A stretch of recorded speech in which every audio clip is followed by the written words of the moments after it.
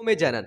ठीक है, एक चीज बता दें आपको, पूरा एनसीईआरटी हाइलाइट्स कवर करेंगे, एक एक एनसीईआरटी हाइलाइट्स के साथ हम लोग आगे बढ़ेंगे। ठीक है, टोटली मतलब एनसीईआरटी जो लिख रखा है उसके ऊपर ऐसे पैर रख के चलेंगे अपन लोग। ठीक रहेगा? बताओ सभी लोग सहमत हो तो एक बार वीडियो को लाइक कर दो। जल्दी से अपन लोग स्टार्ट करते हैं। जीवों में जनन, जीव जनन कैसे करते हैं, जनन कितने प्रकार का होता है, पूरा चैप्टर यूं करके यूं यूं यूं खत्म। जब बायोलॉजी कहीं ना समझ में आए तो चुपचाप से बायोमन के पास आ जाना। ठीक है, बायोलॉजी तुम्हारे दिमाग में घुसा देंगे। ठीक है ना, चलो आ जाओ, आ जाओ भैया। जीवों में जनन, किसमें जनन? जीवों में जनन, लकड़ियों में नहीं बेरा, जीवों में जनन। अब आपको पता है जो जीव होते हैं वो क्या होते हैं? निर्जीव होते हैं, है ना, निर्जीव होते हैं ना। तमाचा खाओगे, है ना। जीव क्या होते हैं? सजीव होते हैं। कह रहे हो हाँ निर्जीव होते हैं बेटा, काटे जाओगे। देखो जीवों में जनन, आखिरकार ये जनन क्या होता है? जनन का मतलब क्या होता है? जनन मतलब ये होता है कि अपने समान संतान उत्पन्न करना, या अपने समान संतान उत्पन्न करने की क्षमता को जनन बोलते हैं। ठीक है, संतान मतलब जैसे मैं हूं, हम जनन करेंगे, एक लौंडा पैदा हो जाएगा, है ना, एक बच्चा पैदा हो जाएगा, उसे बोलेंगे जनन। अब तुम लोग दांत निकाल रहे होगे, है ना, हंस रहे होगे, इसमें हंसने वाली कौन सी बात है ना? हंसने वाली बात होती तो आज अपन लोग हंस ना रहे होते। अपन लोग कहाँ होते आज बताओ? कोई ना होता इधर।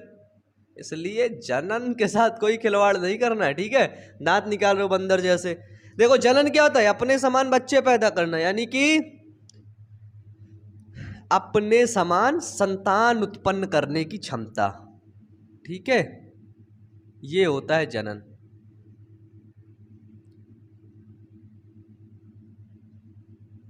संतान उत्पन्न करने की क्षमता।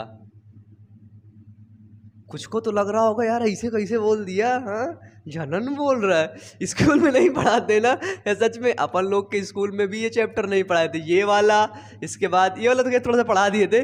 मानव जनन तो पढ़ाए ही नहीं, गायब। उस दिन चैप्टर आया गायब, जनन स्वास्थ्य पढ़ाए नहीं, गायब। जबकि ये दोनों चैप्टर में बहुत चीज़ें सीखने को मिलती है, लेकिन गायब।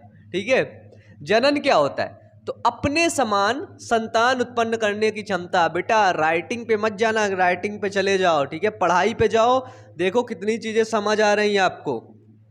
ठीक है, चलो जनन क्या होता है? तो अपने समान संतान उत्पन्न करने की जो क्षमता होती है उसी को जनन कहते हैं। ठीक है, ये चाचा हैं, देखना अभी, ये चाची हैं, इन दोनों ने जनन किया। ठीक है, इनके पास क्षमता थी संतान उत्पन्न करने, इन्होंने जनन किया, तो ये छोटा सा छोटा चचा आ गया हंसता हुआ, वो देखो। ठीक है, ये होता है जनन। अब आता है जीवन अवधि क्या होती है। ठीक है, जीवन अवधि, इसकी आप लोग डिफिनीशन और बड़ी बना सकते हैं। ठीक है, मैं खाली आपको समझा रहा हूं। मैं देखो यहाँ पे बात क्या आती है, इतना तुम लोगों को समझा दूं उस टॉपिक पर ही खड़े होके 1 घंटा तुम बोल सको। ठीक है, इस तरह पढ़ाता हूं, ये नहीं कि आपको बस मैं आऊं डिफिनीशन पूरी लिखवा दूं यहाँ पे। अरे यार डिफिनीशन लिखवाना होता तो भैया एनसीईआरटी में डिफिनीशन भरी पड़ी है, पढ़ना लिए होते। अगर मुझे आकर के एनसीईआरटी बिल्कुल से डिफिनीशन ही पढ़वाना होता तो एनसीईआरटी तुम काहे ना पढ़ते? तुम्हें तो एनसीईआरटी पढ़ना चाहिए था, है ना। तो यहाँ पे हम किस लिए आए? समझाने के लिए। बताओ, आज जो पढ़ लेते, तुम इतने ज्ञाता होते भैया, है ना, एनसीईआरटी पढ़ लेते तो जाके ऐश करते, है ना, टॉप अप कर जाते, फाड़ देते एग्जाम को। ठीक है, तो हम समझाने के लिए आए हैं बेटा। ठीक है, याद रखना। जीवन अवधि क्या होती है? ठीक है, जीवन अवधि मतलब जीवन जितने में वो जीता है उसके समय को। ठीक है, यानी कि जन्म से लेकर, जब वो जन्म ले लेता है, ठीक है, जन्म से लेकर प्राकृतिक मृत्यु। प्राकृतिक मृत्यु का मतलब समझना, प्राकृतिक मृत्यु मतलब जब उसे भगवान वहां से ऊपर से ऑर्डर दे देंगे, बेटा तू बूढ़ा हो गया, आजा मेरे पास अब, है ना। वो कौन आता है लिवाने वहां से? क्या बोलते हैं? यमराज। जब यमराज आएगा बोलेगा ए चल तेरा काम खत्म, निकल यहाँ से, चल चल चल, उठा, बुढ़ा हो जाएगा, तब उसे बोलते प्राकृतिक मृत्यु। ठीक है, तो जन्म से लेकर प्राकृतिक मृत्यु तक, प्राकृतिक मृत्यु के समय को प्राकृतिक मृत्यु तक के समय को जीवन अवधि कहते हैं। ठीक है, या फिर इसी को जीवन काल कहते हैं, लाइफ पीरियड। ठीक है, जनन यानी कि रिप्रोडक्शन, इंग्लिश में भी लिख लेना। ठीक है, रिप्रोडक्शन।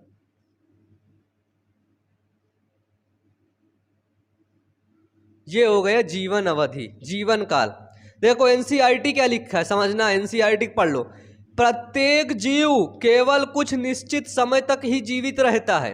ये आपको पता है भैया कि एक जीव होगा, जैसे हम होंगे, आप होगा, कुत्ता होगा, बिल्ली होगा, गधा होगा, भैंसा होगा, तो ये एक निश्चित समय तक जीवित रहेंगे। एनसीईआरटी ने लिख रखा है प्रत्येक जीव केवल कुछ निश्चित समय तक ही जीवित रहते हैं। जीव के जन्म से उसकी प्राकृतिक मृत्यु तक का काल उस जीव की जीवन अवधि को निरूपित करता है। वो लिखा था एनसीईआरटी, हम लिख दिए ऐसे, क्या फर्क है बताओ? है ना एनसीईआरटी लाइन टू लाइन। अबे हम पढ़ाएंगे, एनसीईआरटी जाएगी तुम्हारे दिमाग में, है ना। इसी तरह मस्ती मस्ती में पूरी बायोलॉजी खत्म कर डालेंगे, पता ना चलेगा हम बायोलॉजी पढ़ रहे थे। मतलब देखो क्लास इंटरेस्टिंग होनी चाहिए। ठीक है, आप पढ़ने मत आओ, आप मजा लेने आओ। यहाँ लड़की वगैरह तो है नहीं, कोई सुंदर कन्या खड़ी है बगल में, तुम लोग देख के उसको मजे ले रहे हो। भाई मुझे ही देखना होगा इधर ही, ठीक है, इधर ही मुझे ही देखना है। चलो इसके बाद देखो जीवन अवधि के बाद क्या आता है। जीवन अवधि तुम लोग समझ लो कि सबकी जीवन अवधि समान होती है ना, या फिर जितनी जीवन अवधि कौवा जीता है या जितनी जीवन अवधि भैंस जीती है उतनी जीवन अवधि एक कौवा भी जीता है, उतनी जीवन अवधि एक कुत्ता भी जीता है, उतनी जीवन अवधि एक शेर भी जीता है। तो नहीं, जीवन अवधि क्या होती है, सभी जीवों की जीवन अवधि भिन्न भिन्न होती है। ठीक है, क्या होती है, सभी जीवों की जीवन अवधि क्या होती है, सभी जीवों की जीवन अवधि अलग होती है। ठीक है, यानी कि सभी जीवों की जो जीवन अवधि होती है वो भिन्न भिन्न होती है ना। कोई कितने साल जिएगा, कोई कितने साल जिएगा, ऐसा नहीं है कि एक तो ये था तोता, देखना यार बन जाए तो, ये है तोता चाचा, तुम बोले ये है कालिया, है ना। कालिया मतलब समझ रहे हो ना, कौवा, ये है कौवा अपना। तुम बोल दिए कौवा भी समान दिख रहा है, तोतवा भी समान दिख रहा है, दोनों एक साथ जीते हो, नहीं, बिल्कुल भी गलत। ठीक है, कौवा और तोता के आकार में कोई अंतर नहीं होता है ना। जिस प्रकार से कौवा होता है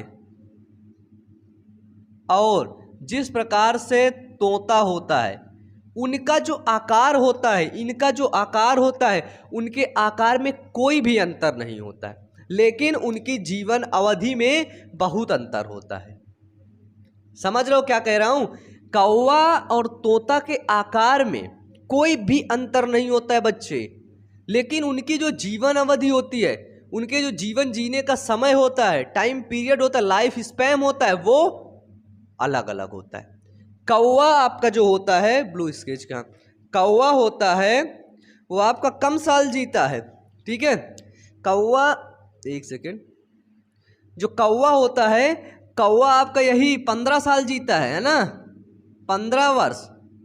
ठीक है, और ठीक है, हटाओ यार, कौवा जो होता है वो 15 साल जीता है। ठीक है, जो तोता चाचा होता है ये आपका लगभग 140 साल, 140 साल तक जीता है, समझ लो। यानी कि तोता पालोगे ना तो तुम्हारे जो बच्चे होंगे ना, उसकी मतलब वो भी तक वो करेंगे, उनको भी खाना पीना देना पड़ेगा, वही सेम तोता को। कौवा पालोगे साला 14 साल में मर जाएगा, फिर दूसरा पालना पड़ेगा, है ना, 14-15 साल तक। तो कौवा की जीवन अवधि जो होती है वो 15 वर्ष होती है, और तोता की 140 वर्ष, है ना, ये होता है। तो यानी कि आप जो जीवन अवधि है किसी जीव के आकार से या और कुछ करके आप उसकी जीवन अवधि का अंदाजा, आप उसके लाइफ स्पैन का अंदाजा नहीं लगा सकते हैं। ठीक है, कि कौवा भी ठीक ठाक दिख रहा है, उतना ही बड़ा, तोता भी उतना ही बड़ा, दोनों की जीवन अवधि समान होगी, नहीं। देख लो कितना बड़ा अंतर है। अल्लाह ये 15 साल जिएगा, ये 140 साल जिएगा। जब तक इसके दादा वादा ये बनेगा ना, तब तक ये एक ही रहेगा, इसके पता नहीं कितने बच्चे हो जाएंगे, कितनी पीढ़ियाँ इसकी गुजर जाएंगी। समझ रहे हो, पीढ़ियाँ गुजर जाएंगी। ठीक है, इसके बाद देखो एनसीईआरटी का अगला हाईलाइट्स क्या बोलता है जनन के ऊपर। जीवन अवधि भले ही कितनी हो, किसी भी जीव की जीवन अवधि भले ही कितनी हो, ठीक है। मजा आ रहा है कि नहीं? मजा आ रहा हो तो जल्दी से लाइक करो। आप लोग लाइक करना ही भूल जाते हो, पता नहीं कौन से खोए रहते हो कुछ किसी के याद में। यहाँ पढ़ने आओ तो हमारी याद में खो जाओ, है ना।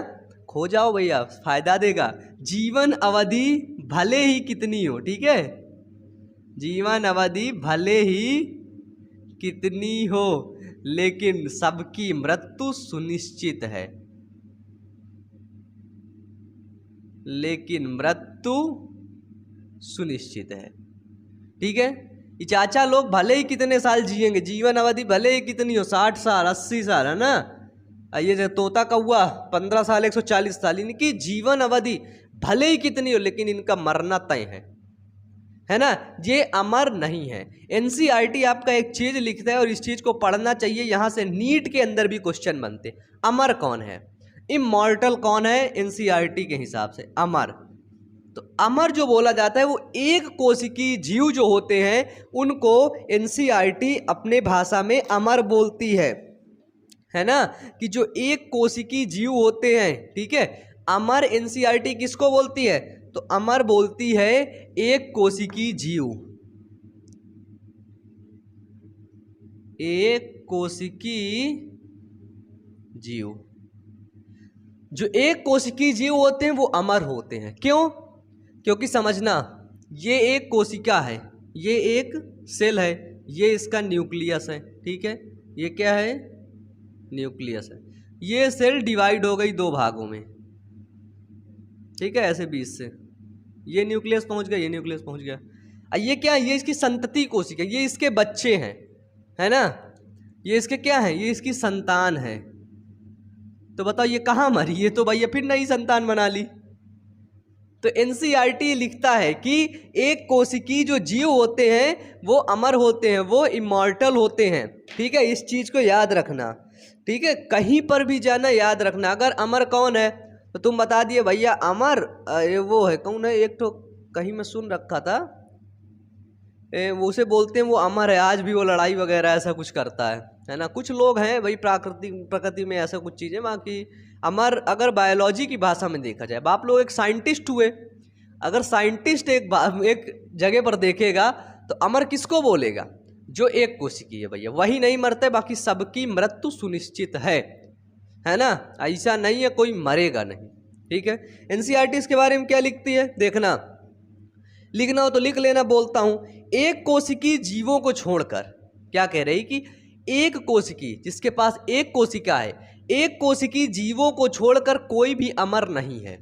ये मैं नहीं कह रहा, ये एनसीईआरटी कह रही है कि एक कोशिकीय जीवों को छोड़कर कोई भी अमर नहीं है। एक कोशिकीय जीव की प्राकृतिक मृत्यु नहीं होती है, ठीक है। यानी कि एक कोशिकीय जीव की प्राकृतिक मृत्यु नहीं होती है। प्राकृतिक मृत्यु का समझ रहे हो ना? प्राकृतिक मृत्यु नहीं होती है। प्राकृतिक मृत्यु मतलब समझ रहे हो कि बिल्कुल, मतलब वो एकदम से उसको प्रकृति नहीं मारते हो, खुद मर जाए ठीक है, लेकिन प्रकृति उसे नहीं मारेगी। अब ये अगर खुद नष्ट हो जाए तो कोई बात नहीं, है ना, लेकिन इसे सोचो प्रकृति मारेगी नहीं, फिर बच्चे पैदा कर देगी, तो इसका अस्तित्व तो समाप्त हो जाएगा, वो नए बच्चा बन जाएगा, ठीक है। ये चीज है। इसके बाद एनसीईआरटी बोलती है जीवों में जनन, ठीक है। जीवों में जनन क्या होता है? अब तो हम ये चीज देख लिए भैया, जनन वगैरह। अब देखेंगे स्पेशली जीवों में जनन क्या होता है, ठीक है। बिल्कुल वही भाषा है यार, जनन के आगे जीव जोड़ दो, है ना। जनन के आगे जीव जोड़ दो कि जीव बच्चे या एक बच्चे जन्म करता है, जन्म देता है, ठीक है। एक जीव क्या करता है? अपने समान एक छोटे से जीव को जन्म देना ही है ना, जीवों में जनन कहलाता है। जीव के द्वारा अपने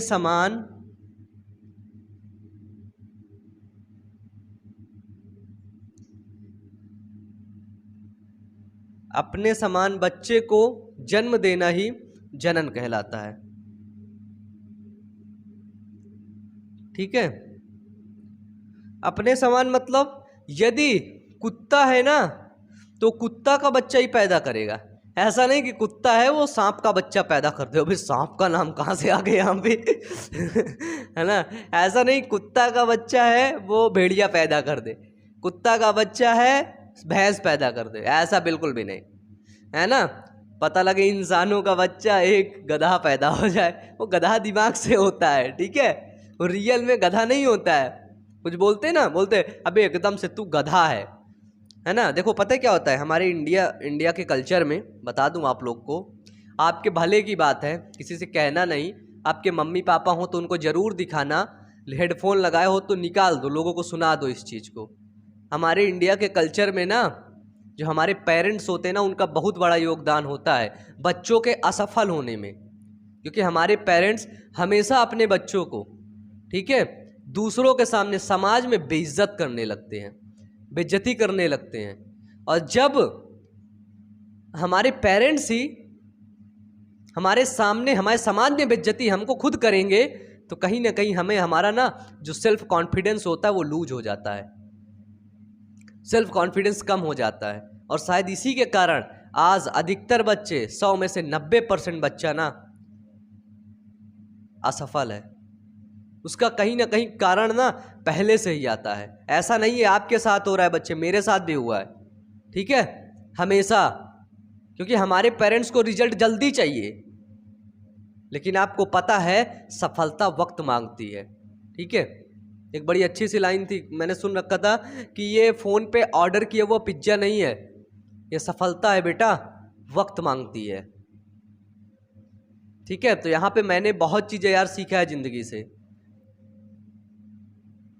और मैं इंडियन पेरेंट्स से हाथ जोड़ के निवेदन करना चाहता हूँ, आज पूरे भारत से मैं कहना चाहता हूँ, जितने भी लोग देख रहे हैं, कि यार कुछ भी कर लो, अपने बच्चे को घर में मार लो, डांट लो, उसको जूते से मारो, लेकिन समाज में उसकी बेइज्जती मत करना यार, उसकी बेइज्जती मत करना, नहीं तो उसका सेल्फ कॉन्फिडेंस इतना लूज हो जाएगा ना कि वो जीवन में बहुत रेयर के चांसेस है कि बहुत अच्छा कर ले। कुछ पेरेंट्स ऐसे होते जो अपने बच्चे को बहुत बढ़ा चढ़ा के बोलते हैं, तो पेरेंट्स करें क्या, कोई बात नहीं, आपसे पूछ रहा है कुछ बच्चे के बारे में, आप बता दीजिए ठीक ठाक पढ़ता लिखता है, ठीक ठाक, लेकिन आप क्या बोलेंगे हमेशा कि नहीं पढ़ता है, गधा है, नहीं पढ़ेगा, कुछ नहीं करेगा, खेत जोतेगा, ये करेगा, वो करेगा, हल चलाएगा, रिक्शा चलाएगा। ये कौन सी बात होती है? बच्चे को भी लगता है कि यार हाँ सही बोल रहे हैं, तो ये चीज़ें थोड़ा सा गलत होती है। ठीक है, और ये गलत हैं, और जो चीज़ें गलत हैं उसका विरोध करना सीखो। ठीक है, जो चीज़ें सही हैं उसको सही मानना सीखो, उसको अडॉप्ट करना सीखो, और जो गलत है उसका विरोध करो, खुल के विरोध करो, जो होगा देखा जाएगा। क्या करेगा, फांसी पे लटका देगा क्या कोई? बोलने का अधिकार है। ठीक है, इंडियन कॉन्स्टिट्यूशन में एक एक चीज़ का अधिकार है, पढ़ोगे तो समझ में आएगा, अभी मैंने पढ़ रखा है। चलो देखो, बायोलॉजी के साथ साथ मैं और भी चीज़ें पढ़ लेता हूँ। पढ़ने की देखो कोई उम्र नहीं होती ना, पढ़ने का कोई टाइम पीरियड होता है, जब मना है तब पढ़ो, जितना मना है उतना पढ़ो। ठीक है, जीवों में जनन होता है। ठीक है, जनन से क्या होता है? जनन से एक बच्चा उत्पन्न होता है। ठीक है, एक बच्चा क्या करता है? एक बच्चा जन्म लेता है। जब वो बच्चा जन्म लेगा, सपोज दैट आप लोग हो, आप लोग जब छोटे से थे, बिल्कुल बाबू से इतने से थे, ऐसे ऐसे खिलते थे, है ना, अपने पप्पा की गोद में। ठीक है, अब पप्पा देख रहे साला बड़ा हो गया, देखते देखते मेरे सामने ही, अरे इतना बड़ा हो गया। अब पप्पा तुम्हें उठाते हैं, कहा गया आजा मेरा बेटा, नहीं ना, जूता उठाते हैं मारने के लिए, है ना, ऐसे नहीं उठाते कि आजा मेरा बेटा तुमको किस कर ले, नहीं, ऐसा नहीं, ऐसा कोई करता है क्या? हाँ, मम्मी बोले आजा मेरी बेटी तेरे किस कर लेती है, मम्मी ऐसे बोलेंगे क्या? नहीं, मम्मी को हमेशा दूसरे की बेटी पसंद आती है, दूसरे का बेटा पसंद आता है, अपना बेटा नालायक कमीना होता है। अब पापा को भी ऐसे होता है, दूसरे का बेटा खूब पसंद आएगा, उसका बेटा कह रहा था वो IAS बनेगा, साला बोल क्या दिया, लगता है पापा को बन गया वो। अब मम्मी को भी दूसरे की बिटिया पसंद आएगी, पापा को दूसरे की बिटिया पसंद आएगी। यार वो बोल रही थी ऐसे पढ़ूंगी वैसे पढ़ूंगी, तुम ये करती हो, तुम वो करती हो, है ना। यार गलत चीज़ें हैं, इनका विरोध करोगी भाई, ठीक है। तुम बोल दो चुपचाप, ठीक है उसकी पसंद है ना, जाके उसी को गोद ले लो, मैं जा रही हूँ, जाओ। ऐसा मत करना, लड़ाई बड़ाई मत करना तुम लोग, ठीक है। पता लगे उधर से सारी टीम मेरे पास आ जाए, साले तूने क्या बोल दिया, हाँ तूने मेरे बच्चों को भड़का दिया। भड़का नहीं, मैं समझा रहा हूँ, ठीक है। देखो जीवों में जनन क्या होता है, बाबू आएगा आपका, जन्म लेगा, आप लोग की शादी होगी, बच्चा पैदा करोगे, एक बच्चा आएगा जन्म लेगा, ठीक है। छोटा सा रहेगा, उसको प्यार व्यार करोगे, आप भी ऐसा ही करोगे। इसके बाद वो बच्चा वृद्धि करेगा, वृद्धि मतलब ग्रोथ करेगा, बड़ा होगा। जब वो बड़ा होगा तब तुम जुतियाना शुरू कर दोगे, उसको लतियाना शुरू कर दोगे, उसको लाते लात कूटोगे, है ना। उसको दो जूता सुबह शाम मम्मी बेलन से, चिमटा से, सब से उसको मारेंगी, है ना। वृद्धि करेगा, फिर इसके बाद वृद्धि करने के बाद क्या होगा कि फिर वो परिपक्व होगा, फिर वो मैच्योर होगा, ठीक है। फिर वो परिपक्व होगा। परिपक्व का मतलब क्या होता है भैया, वो बच्चा पैदा करने के लिए सक्षम होगा, ये होता है परिपक्व। मेच्योर जिसको बोलते हैं, मेच्योरिटी आना, ठीक है।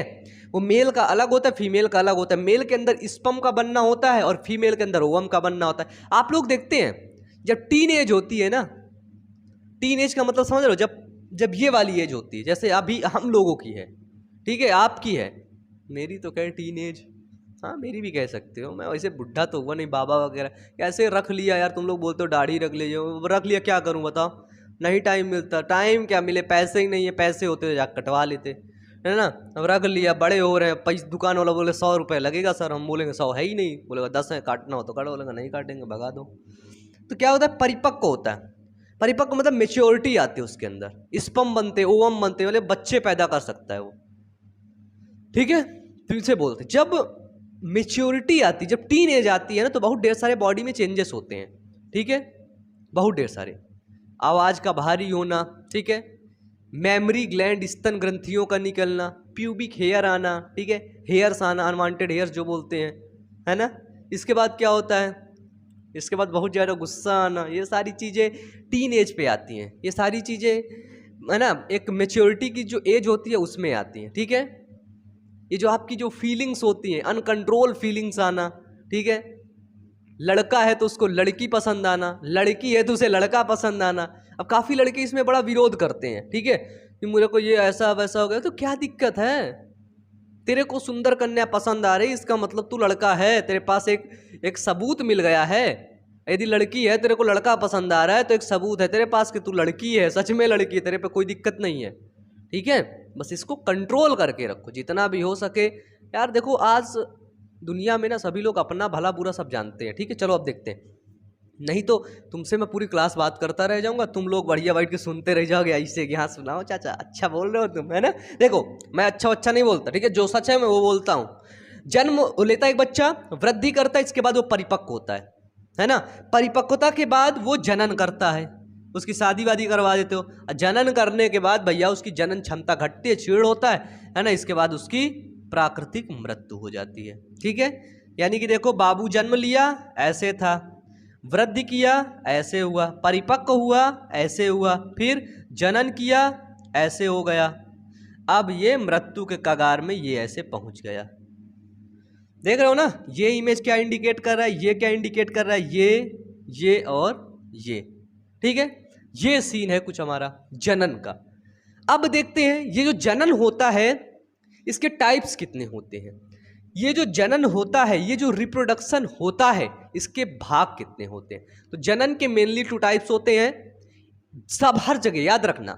जनन के 2 ही टाइप्स होते हैं, 2 प्रकार का होता है जनन, और दुनिया में किसी इन दोनों प्रकार के अलावा कोई जनन होता ही नहीं, ठीक है।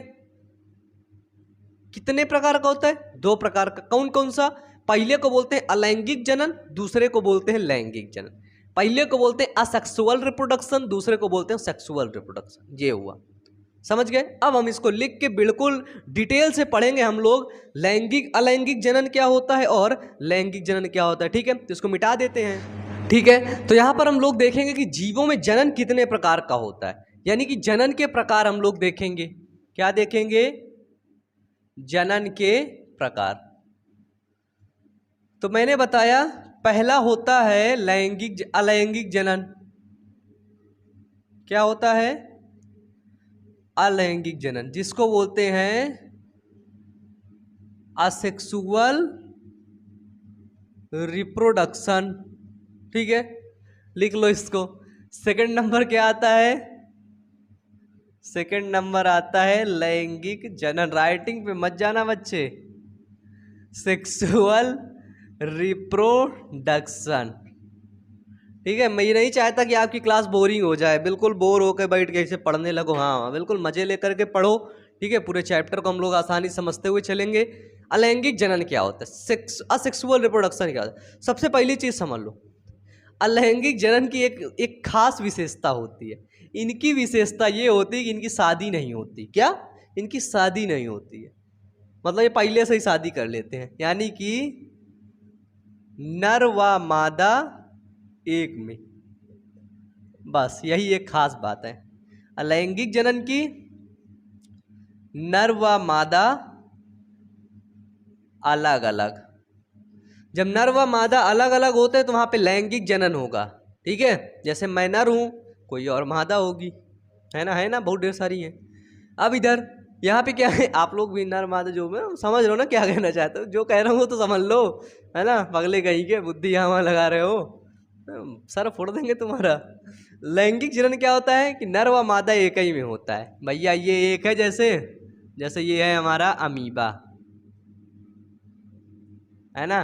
तो इसी के अंदर मेल अमीबा है और इसी के अंदर फीमेल अमीबा है।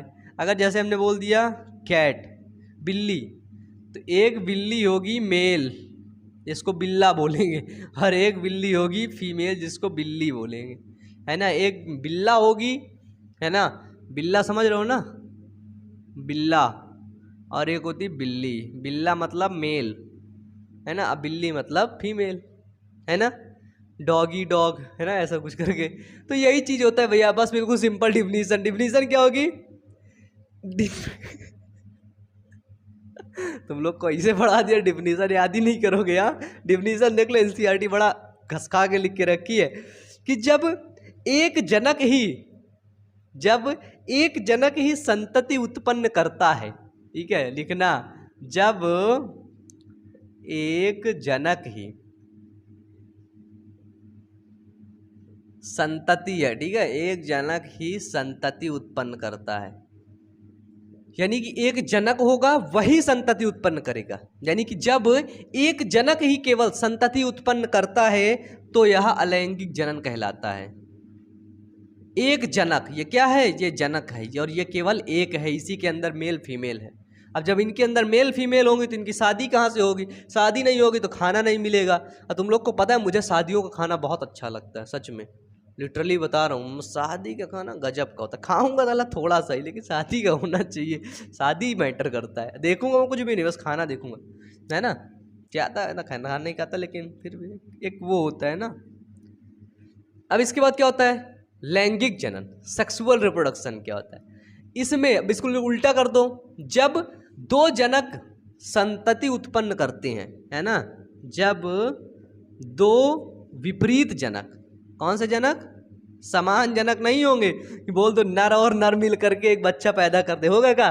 जब दो विपरीत जनक मतलब नर व मादा, ठीक है, जब दो विपरीत जनक जनन प्रक्रिया में भाग लेते हैं, ठीक है, विपरीत जनक जनन प्रक्रिया में भाग लेते हैं,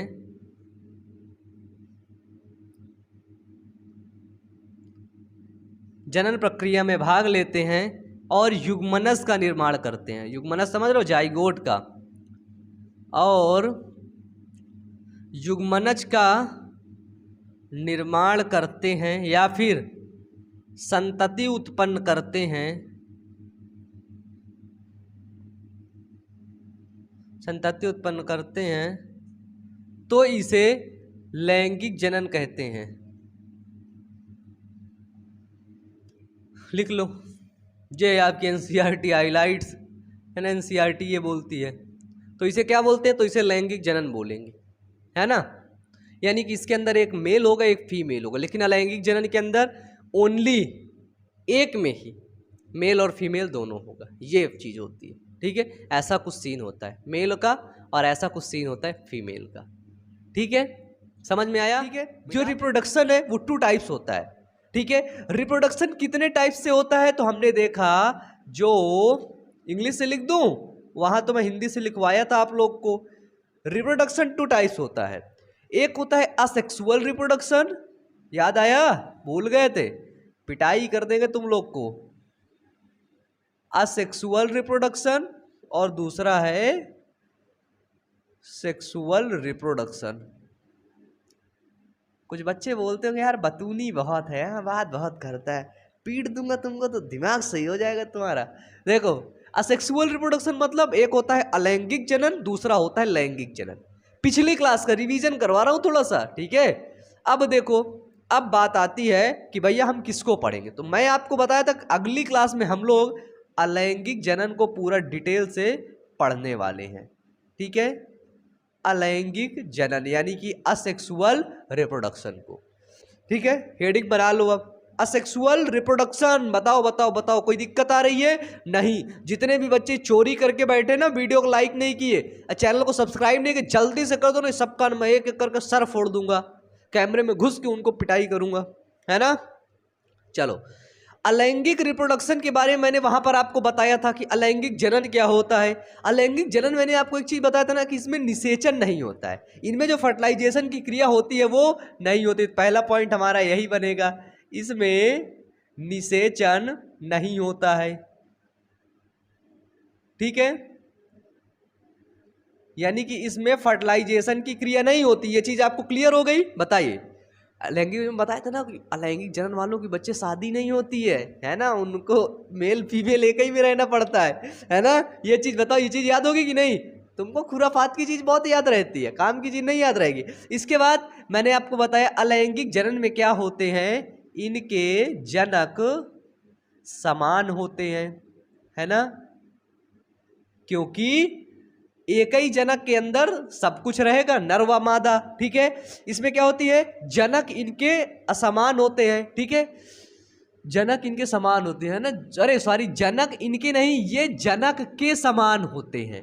ठीक है, ये क्या होते हैं, ये जनक के समान होते हैं। जैसे ये आपका अमीबा है ना, तो ये जब अमीबा इसकी डॉटर सेल बनेगी ना, तो ये भी अमीबा ऐसे, ये भी अमीबा ऐसे, तो पहचान ही नहीं पाओगे, बिल्कुल ये हूबहू मिलते हैं।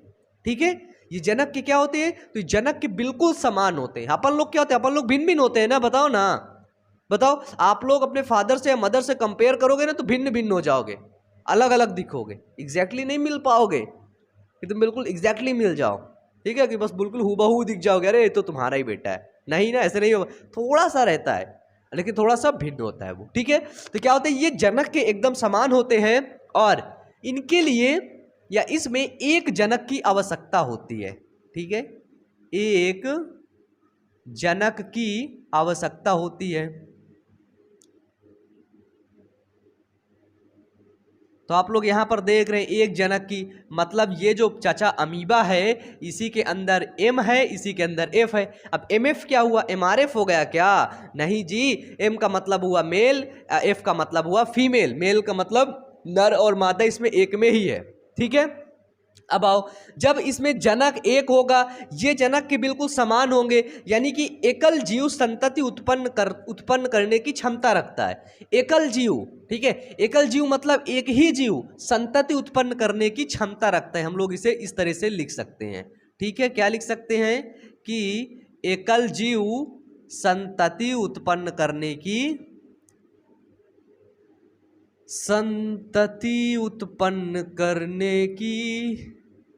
क्षमता रखता है है ना। तो पहले मैं सिंगर हुआ करता था, पहले मैं गाना गाया करता था बच्चे, है ना, स्कूल में हुआ करता था ना, तो मैं पहले ही माँ को गाना ना गाते थे, लेकिन किसी ने सुना नहीं। कब? स्कूल में बहुत गाना गाया है मैंने। कब? सपने में, मन में, सामने जा करके फटती थी यार तुम्हें लगता है 4 लोगों के सामने? मैं बचपन में बहुत दुष्ट हुआ करता था, 9, 10, 11, हाँ 9, 10, 11 तक टीचर के सामने नहीं खड़े होते थे यार, डर लगता था अपन को। लेकिन आज अपने सामने प्रोफेसर भी खड़ा ना, आंखों में आंखें मिला के बात कर लेंगे, क्योंकि भाई अब हम हैं, हम है ना, हम भी पढ़ाते हैं, याद रखना। अब बच्चे बच्चों को पढ़ाते हैं, और उन बच्चों को पढ़ाए 2022 वाला जो बच्चे थे ना, उसमें से अधिकतर बच्चे इधर ही से टॉप करके निकले, इधर से बायोलॉजी पढ़ के गए। ठीक है, मेरे को बिलीव नहीं हो रहा था, लेकिन पर्सनली जब उन्होंने इंस्टाग्राम में मैसेज करके बताया तो उनकी स्टोरी भी मैंने मेंशन किया था कि देखो ऐसे बच्चे हैं, ये करके गए हैं। ठीक है, चलिए, इसमें क्या था कि एकल जीव संतति उत्पन्न करने की क्षमता रखता है। ठीक है, और एक चीज इसमें और कि इससे उत्पन्न संतान को, ठीक है, अलैंगिक जनन से उत्पन्न संतान को या फिर संतति को क्या कहते हैं? तो बच्चे, इससे उत्पन्न संतति को क्लोन कहते हैं। ठीक है, क्लोन क्यों कहते हैं? क्योंकि ये अपने जनक के बिल्कुल हूबहू होती है, यह अपने जनक के बिल्कुल समान होती है। ठीक है, फिर इसके अंदर भी एमएफ होगा, इसके अंदर भी एमएफ होगा, मेल फीमेल इसके अंदर भी होगा और मेल फीमेल इसके अंदर भी होगा। ये क्या है हमारा? ये है अमीबा। ठीक है, अमीबा। इसके बाद देखो, जैसे इसका उदाहरण लिख लो, अलैंगिक जनन उदाहरण क्या होगा? जैसे जैसे हो गया आपका एकल जीव। ठीक है,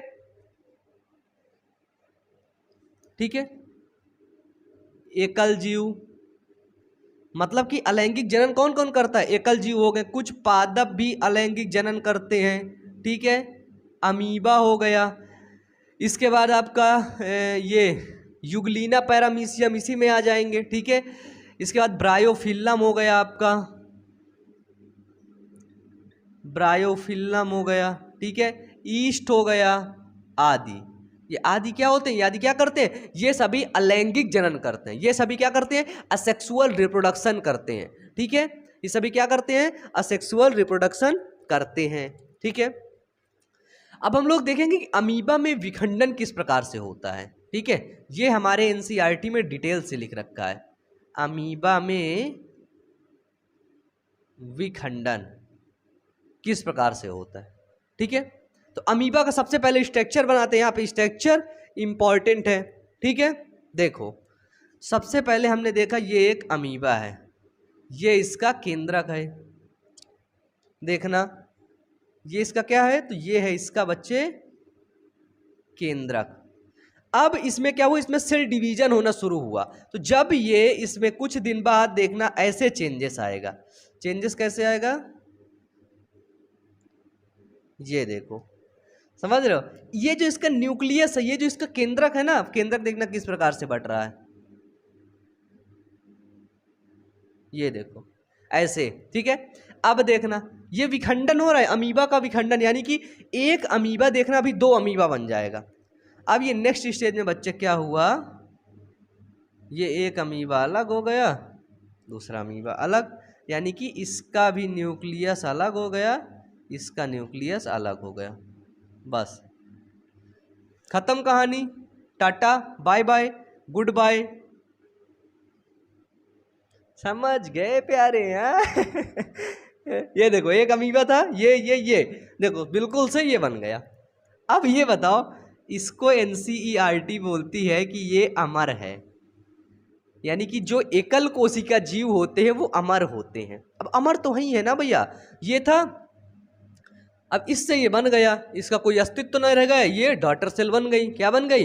पुत्री कोशिका, पुत्री, डॉटर सेल पुत्री कोशिका बन गई, संतति बन गई। इस अमीबा से ये संतति बन गई। कैसे? विखंडन के द्वारा। अमीबा का विखंडन हो गया, है ना? क्या हो गया भैया? अमीबा विखंडित हो गया, अमीबा खंड खंड में टूट गया। ये चीज होता है। अमीबा किसके अंदर आता है? तो वो आएगा लैंगिक जनन के अंदर। ठीक है, तो अमीबा, एक चीज आ जाती है कि अमीबा अपना भोजन कैसे लेता है। तो अमीबा हुआ कतई दुष्ट प्राणी। तो अमीबा जो भोजन लेता है ना, वो स्यूडोपोडिया के द्वारा लेता है भोजन। तो भोजन वो लेता है, आप लोगों ने सुन रखा होगा, कूटपाद। इसको मैं दूसरे पेन से लिख देता हूं, कूटपाद जिसको बोलते हैं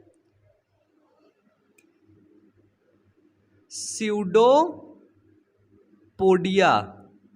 ठीक है। स्यूडोपोडिया क्या होता है, अब जैसे देखो ये अमीबा है, यहाँ पे ये खाना दिख गया, इसको दिखा खाना है, अच्छा अच्छा खाना। अब ये अमीबा अपनी दीवार को, ये वाली दीवार को क्या करेगा, ये वाली दीवार को ये खाना के ऐसे आवरण में ढक लेगा, अब फिर इस खाना को यहाँ पे अंदर ट्रांसफर कर देगा। ये जो बन रहा है, आवरण ढक रहा है, इसी को बोलते हैं स्यूडोपोडिया, कूटपाद। ठीक है, जो अमीबा होता है वो कूटपाद के द्वारा खाना लेता है। आपको बता दें कि अलैंगिक जनन ना, एक और अच्छा एग्जाम्पल आता है। अलैंगिक जनन अगर पूछे जाए कौन कौन से जगत में, कौन कौन से जगत के जीव अलैंगिक जनन करते हैं, तो ये चीज आप याद रखना है ना, कि कौन कौन से जगत के जीव अलैंगिक जनन करते हैं। तो सबसे पहले जो प्रोटिस्टा और मोनेरा जगत के जो जीव होते हैं ना, वो अलैंगिक जनन करते हैं। ठीक है, इसके अंदर फंजाई वगैरह आती है। ठीक है, तो क्या करते हैं, ये अलैंगिक जनन करते हैं। इसके जो जीव होते हैं जनन करते हैं कैसे, अलैंगिक जनन। अलैंगिक जनन की क्रिया क्या होती है, ये सब होती है किसकी क्रिया, अलैंगिक जनन की क्रिया। ठीक है, तो ये एकल कोशिकीय होते हैं। दूसरी बात, जब ये बच्चा पैदा करेंगे तो वो बिल्कुल इनके समान दिखाई देगा, इसलिए इसको क्लोन बोलेंगे। इसको ना, ये अमीबा को ना, डॉटर सेल को ना क्लोन बोलेंगे। क्या बोलेंगे, इसी चीज को हम लोग बोलेंगे क्लोन। किस में होता है, जैसे अमीबा में हो गया इसी के द्वारा, और आपका पैरामीशियम में हो गया। ठीक है, तो ये सारी चीजें होती है इसके अंदर। क्लियर है, समझ गए प्यारे, बताओ जल्दी से। समझ गए हो तो जल्दी से वीडियो को लाइक करो। तुम लोग लाइक बचा करके ले जाते हो अपने घर, गर्लफ्रेंड को देने जाओगे क्या है, लाइक बचा के ले जाओ, बहुत पीटेंगे तुमको गंदे बच्चे। चलो हो गए यहां तक। ये देखो, ये विखंडन कब हो रहा है, जब इसकी परिस्थिति ठीक ठाक है ना, जब ये अमीबा खुश है। लेकिन अगर इसकी परिस्थिति अनुकूल हो गई, अगर ये जहां रह रहा है वहां पानी सूख गया, पानी में रहता है, पानी सूख गया, या फिर जहां रह रहा है वहां पानी सूखने के बाद पानी आ गया, तो एक विपरीत परिस्थिति हो गई, एक अनुकूल परिस्थिति हो गई। तो ये चीज हमें देखना पड़ेगा। ठीक है, तो क्या करूं, इसे मिटा दूं, बताओ जल्दी से। इसको नोट डाउन करो या फिर स्क्रीनशॉट ले लो, अब इसको मिटा देते हैं बिना टाइम वेस्ट किए। जल्दी जल्दी अपन लोग पढ़ाई करेंगे, है ना। चैप्टर को भी क्या करना है, जल्दी से खत्म करना है। बताओ देर लगाना है क्या, एक चैप्टर में 10 दिन थोड़ी ना घूमना है। एक चैप्टर में जितने ज़्यादा से ज़्यादा, कम से कम लेक्चर हो सके उतने करके ख़त्म चैप्टर की कहानी। अब ये सेक्सुअल रिप्रोडक्शन मिटा देते हैं, क्यों, क्योंकि हम पढ़ रहे हैं असेक्सुअल रिप्रोडक्शन। ठीक है, इंग्लिश वर्ड ले करके चलना जिंदगी में आगे जाना हो तो, क्योंकि इंग्लिश से तुम्हारा साथ नहीं छूटने वाला है। अगर इसी अमीबा के पास विपरीत परिस्थिति आई, है ना, विपरीत परिस्थिति। अब अमीबा के पास विपरीत परिस्थिति का आएगी, का इसकी गर्लफ्रेंड भाग जाएगी का, है, इसकी गर्लफ्रेंड इसके धोखा दे देगी का, इसकी गर्लफ्रेंड शादी में चली जाएगी क्या, है, इसके घर में लाइट काट दी जाएगी क्या, इसका पानी खत्म कर दिया जाएगा। जी सर, इसका पानी खत्म कर दिया जाएगा। क्यों, विपरीत परिस्थिति, इस साले को पानी चाहिए, है ना। अब पानी खत्म होगा तो क्या करेगा, ये ससुरा क्या करेगा, फिर कुछ ना कर पाएगा। विपरीत परिस्थिति यानी कि जल की कमी। अगर इसके पास जल की कमी आ गई तब ये क्या करता है, समझना बहुत इंटरेस्टिंग है। और इसको विपरीत परिस्थिति और अनुकूल परिस्थिति ना, इसको एनसीईआरटी ने लिख करके रखा है, बहुत गजब तरीके से लिखा है कि तुम लोग समझ ही ना पाओ। इसलिए मैं किस लिए हूं, समझाने के लिए ना, इसीलिए तो आया। अब देखो विपरीत परिस्थिति में क्या होता है। अब भैया इस अमीबा के पास हो गई जल की कमी, क्या हो गई, जल की कमी। तो अब ये अमीबा क्या करेगा, अब ये अमीबा करेगा, इसके जो पैर हैं, इसके जो पादाभ हैं, सबसे पहले ये अपने पादाभ को संकुचित करेगा। ठीक है, इसके जो पैर हैं अपने पादाभ को सबसे पहले संकुचित करेगा, अपने न्यूक्लियस के और पास चिपकेगा। क्यों, क्योंकि पानी की कमी है ही नहीं। अगर पानी कम है, अब पानी कम है, ज़्यादा फैलेगा, टूट के इधर उधर चला जाएगा, है ना। अब पानी कम है यानी कि अब इसे अपने पादाभ को बिल्कुल संकुचित करेगा। पहले ऐसा पानी था तो फूला था, अब पानी कम है तो ये अपने पादाभ को अब संकुचित करेगा। ठीक है, संकुचित करने के बाद ये सबसे अच्छा काम करता है, क्या करता है, त्रिस्तरीय कठोर आवरण स्रावित करता है ये, ठीक है। क्या करता है ये त्रिस्तरीय कठोर आवरण बना लेता है, यही अमीबा ये हो गया। अब ये अमीबा क्या हुआ, त्रिस्तरीय कठोर आवरण ये बना लिया, ठीक है। ये अमीबा क्या किया, तो ये अमीबा अब त्रिस्तरीय कठोर आवरण बना लिया। जब ये त्रिस्तरीय कठोर आवरण बना लेता है, ये बन जाता है, तो इसको हम लोग पुटी कहते हैं। क्या कहते हैं, पुटी, ठीक है, पुटी बोलते हैं। अब ये जब अनुकूल परिस्थिति आएगी, ठीक है, पुटी या फिर इसको बोलते हैं सिस्ट, इंग्लिश से भी ऐसे लिखेंगे सिस्ट, ठीक है। तो इसको हम लोग क्या बोलेंगे, तो इसको हम लोग पुटी बोलेंगे या फिर सिस्ट बोलेंगे, और यही सिस्ट, इसी सिस्ट को इसको हम बोलेंगे पुटी भवन, ठीक है। जब ये सिस्ट आगे चल करके नए बच्चे पैदा करेगी, नया अमीबा बाद में बनेगा, तो उसको बोलेंगे हम लोग पुटी भवन। ये पूछा जाता है, याद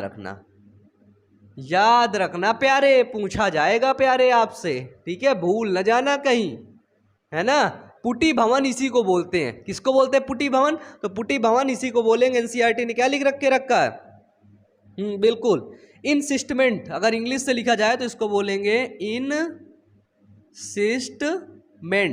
जिसको बोलते हैं पुटी भवन। देखो एनसीईआरटी ने क्या लिख रखा है कि अमीबा अपने पादाप को संकुचित कर लेता है विपरीत परिस्थिति के अंदर, और त्रिस्तरीय कठोर आवरण स्रावित करता है, जिसे पुटी या फिर सिस्ट कहते हैं। और इस परिघटना को, ठीक है, ये जो घटना हो रही है ना, इस घटना को पुटी भवन कहते हैं, ठीक है। ये हुआ बच्चे विपरीत परिस्थिति। क्या हुआ, तो ये हुआ विपरीत परिस्थिति। अब अगर इसकी अनुकूल परिस्थिति आती है, ठीक है, क्या आती है, अनुकूल परिस्थिति। अगर इसकी अब अनुकूल परिस्थिति आती, तब ये कैसे फंक्शन करता है, कैसे वर्क करता है, तो ये क्या करता है, ये बहुविखंडन द्वारा विभाजित होता है। अनुकूल परिस्थिति के कारण द्वारा क्या होता है, तो ये बहुविखंडन द्वारा विभाजित होता है। अब इसके अंदर बहुविखंडन कैसे होने लगा, ये देखना पड़ेगा। अनुकूल परिस्थिति में बहुविखंडन द्वारा विभाजित होता है। यार अमीबा के बारे में तुम लोग बचपन से पढ़े होगे ना, अमीबा पैरामीशियम चप्पल जैसे दिखता है, जूता जैसे दिखता है ना ऐसे तो बचपन से पढ़ते आ रहे हो तुम लोग। बचपन में हम लोग भी पढ़ा करते थे यार, वहाँ में मिला करता था। लैब वेब कभी जाने नहीं दे, सूक्ष्मदर्शी ऐसे दूर से देख लो, लगता था वाह यार बहुत अच्छी चीज़ देख ली।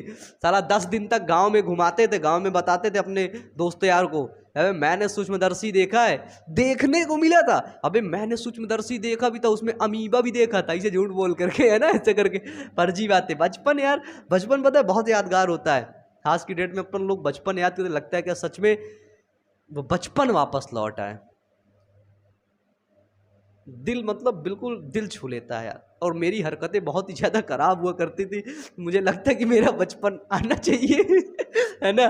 तो चलो देखो, अनुकूल परिस्थिति में क्या था कि यह बहुविखंडन द्वारा विभाजित हो जाता है, ठीक है, बहुविखंडन द्वारा विभाजित होता है, तथा इसके या उसके सूक्ष्म बीजाणु, सूक्ष्म अमीबा अथवा बीजाणु अमीबा उत्पन्न करते हैं। बहुविखंडन द्वारा विभाजित होते अनुकूल परिस्थिति में क्या करता है, यह सूक्ष्म अमीबा अथवा बीजाणु अमीबा, ठीक है,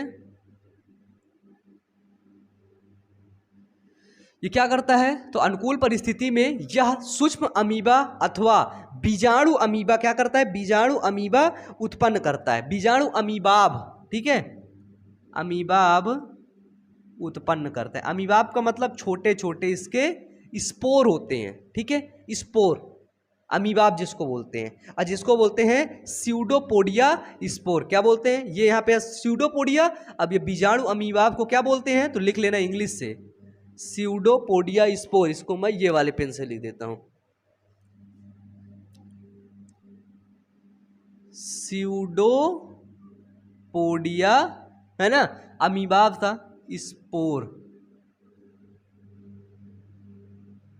ठीक है। तो ये क्या करता है, तो ये बीजाणु अमीबाब उत्पन्न करता है। स्यूडोपोडिया स्पोर उत्पन्न करता है। क्लियर है यहां तक? बताओ, जब ये अमीबा की अनुकूल परिस्थिति आती तो इसमें बहुविखंडन के द्वारा ये क्या करता है, बहुविखंडन मतलब अपने आप को बहुत ज़्यादा विखंडित करने के लिए ये सूक्ष्म अमीबा या फिर बीजाणु अमीबा द्वारा उत्पन्न करता है, बीजाणु अमीबा उत्पन्न करता है, जिससे करता है, फिर लिखना, जिससे नए अमीबा का निर्माण होता है। समझ गए प्यारे? नए अमीबा का निर्माण होता है।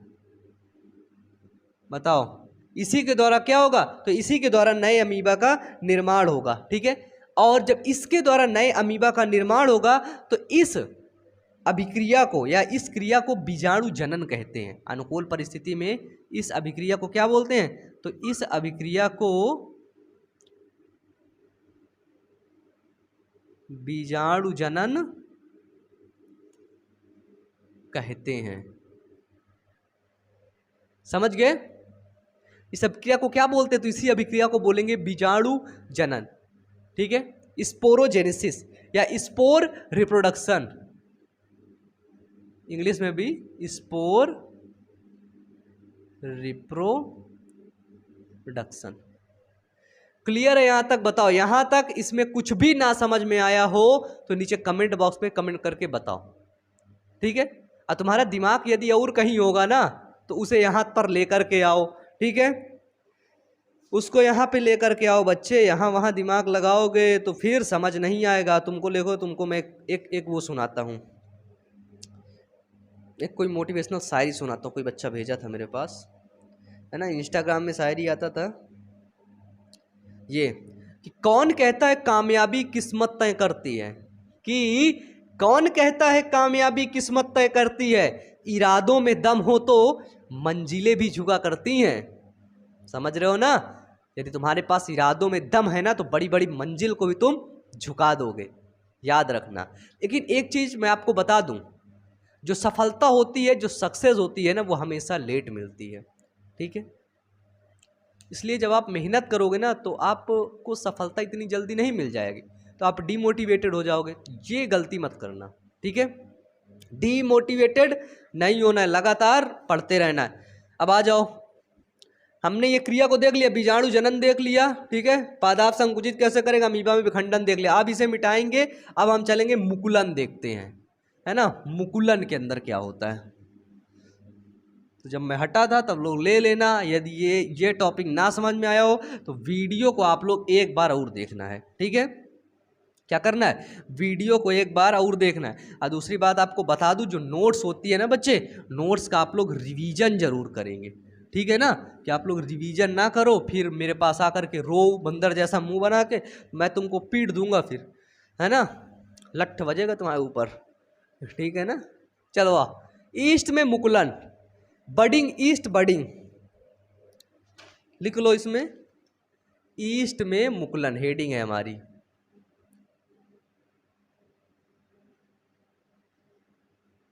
मुकुल किसको बोलते हैं? बड। बडिंग ईट्स या ईट्स, ईस्ट के अंदर बड हो रहा है। ठीक है, ईस्ट में मुकुलन हो रहा है। कैसे? सबसे पहले हम बनाते हैं ईस्ट को। ठीक है, क्या बनाते हैं?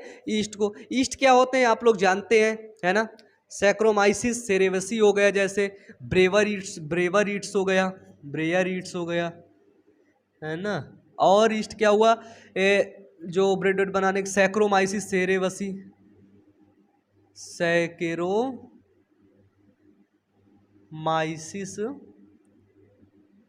सेरेवसी। ईस्ट के अंदर बड कैसे निकलता है देखना, ये एक ईस्ट था,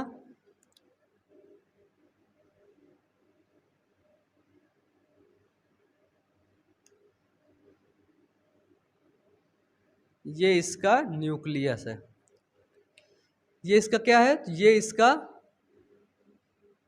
केंद्रक है। ये इसका क्या है, तो ये इसका केंद्रक है, ये इसका न्यूक्लियस है। समझ गए? अब इसके ऊपर क्या हो रहा है, ये क्या हो रहा है, ये क्या हो रहा है, ये बड का निर्माण हो रहा है, यानी कि बड फॉर्मेशन हो रहा है। एनसीईआरटी में डायग्राम मेंशन है, देख लेना वहां पे, देखो जल्दी खोलो, बुक खोलो ना, बड का निर्माण हो रहा है, केंद्रक है, बड का निर्माण हो रहा है। सेकेंड स्टेज में क्या होता है, सेकेंड स्टेज में ये केंद्रक चला जाता है ऊपर, ये बन गया, ये चला गया, ये चला गया। थर्ड स्टेज में क्या हुआ,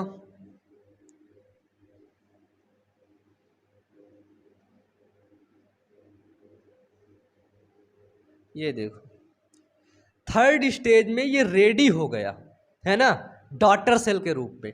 ये था आपका ईस्ट, फिर ऐसे हुआ, न्यूक्लियस विभाजित हो गया बराबर से, और जब इसका न्यूक्लियस बराबर से विभाजित हो गया तो ये बड बन गया है ना। बड मतलब आपका ईस्ट में मुकुल बन गया, मुकुल निकल गया।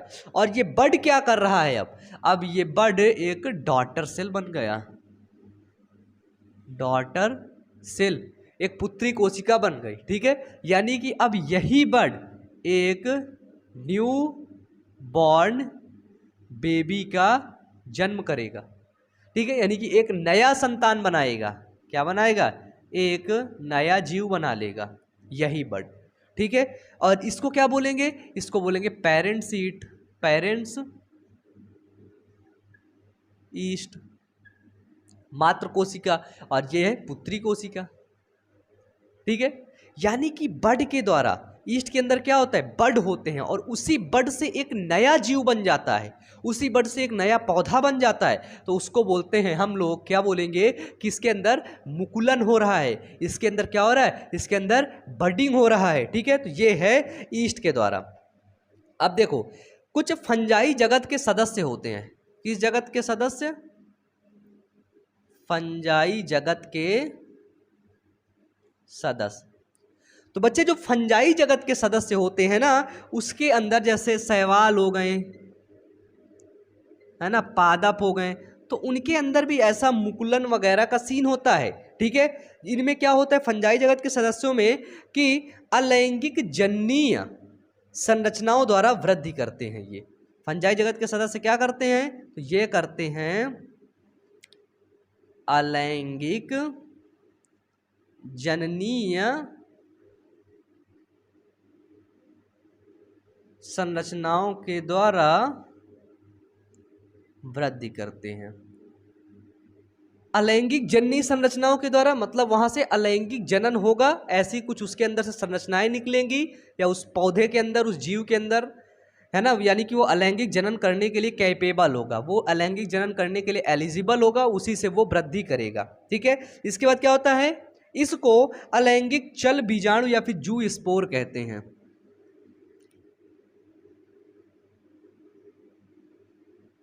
इसको अलैंगिक चल बीजाणु या फिर जू स्पोर कहते हैं, ठीक है। क्लियर हो गया। तो इसी को क्या बोलते हैं, इसी को जू स्पोर बोलते हैं, यानी कि इसके अंदर कुछ स्पोर होंगे, ठीक है, कुछ इसके अंदर से स्पोर निकलेगा, और वही स्पोर क्या करेगा, जा करके आगे जा करके एक नया जीव का निर्माण करेगा, ठीक है। जैसे यहाँ पे हम लोग देखेंगे, जैसे यहाँ जैसे उसके उदाहरण देखेंगे, जैसे पेनिसिलियम हो गया, है ना। पेनिसिलियम के अंदर, इसके अंदर क्या निकलेंगे, छोटे छोटे स्पोर निकलेंगे, और वही स्पोर क्या करेंगे, आगे जाकर के एक नया जीव का निर्माण करेंगे। उस स्पोर को क्या बोलेंगे अपन लोग, पेनिसिलिया के जो स्पोर होते हैं उसको बोलते हैं कोनोडिया, ठीक है। पेनिसिलियम के स्पोर को क्या बोले अपन लोग, इसको बोले कोनोडिया। जैसे है अपना हाइड्रा, ठीक है। तो हाइड्रा के अंदर क्या निकलती है, कलिका, ठीक है।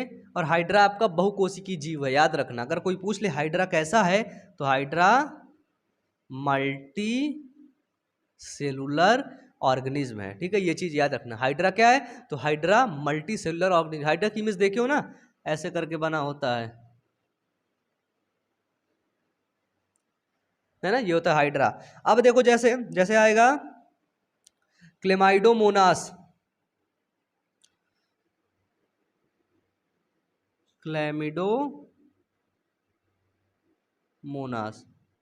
तो जो क्लैमिडोमोनास होता है, इसके अंदर अलैंगिक चल बीजाणु होते हैं, क्या होते हैं? तो क्लैमिडोमोनास के अंदर अलैंगिक चल बीजाणु होते हैं और इसी बीजाणु के द्वारा एक नया जीव निर्माण हो जाता है। यानी कि जो क्लेमाइडोमोनास होता है उसके अंदर कुछ स्पोर बनेंगे और वो स्पोर क्या करेंगे? एक नए जीव का निर्माण कर देंगे। ठीक है, ऐसा कुछ सीन होता है क्लेमाइडोमोनास के अंदर। इसके बाद आपका अंतिम पॉइंट आता है स्पंज। ठीक है, स्पंज के अंदर होता है जैम्यूल। क्या होता है? तो स्पंज के अंदर होता है जैम्यूल और ये जैम्यूल क्या करता है? तो ये जो जैम्यूल होता है ये जैम्यूल के द्वारा एक स्पोर बनाएगा जिसको बोलेंगे जैम्यूल, और वही जैम्यूल एक नया जीव का निर्माण कर देगा, एक नए जीव को बना लेगा। ठीक है, भी अलैंगिक जनन अभी और चलेगा। ठीक है, अलैंगिक जनन के बाद अब इसका कायिक प्रजनन। यार पता है मेरा गला बिल्कुल से सूखने लगा है, आवाज़ बहुत ही कम निकल रही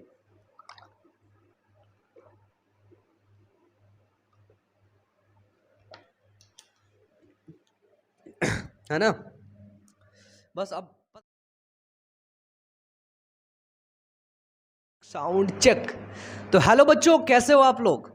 हम लोग पढ़ रहे थे अलैंगिक जनन, है ना। जीवों में जनन पढ़ रहे थे हम लोग, अलैंगिक जनन की विधियां पढ़ रहे थे।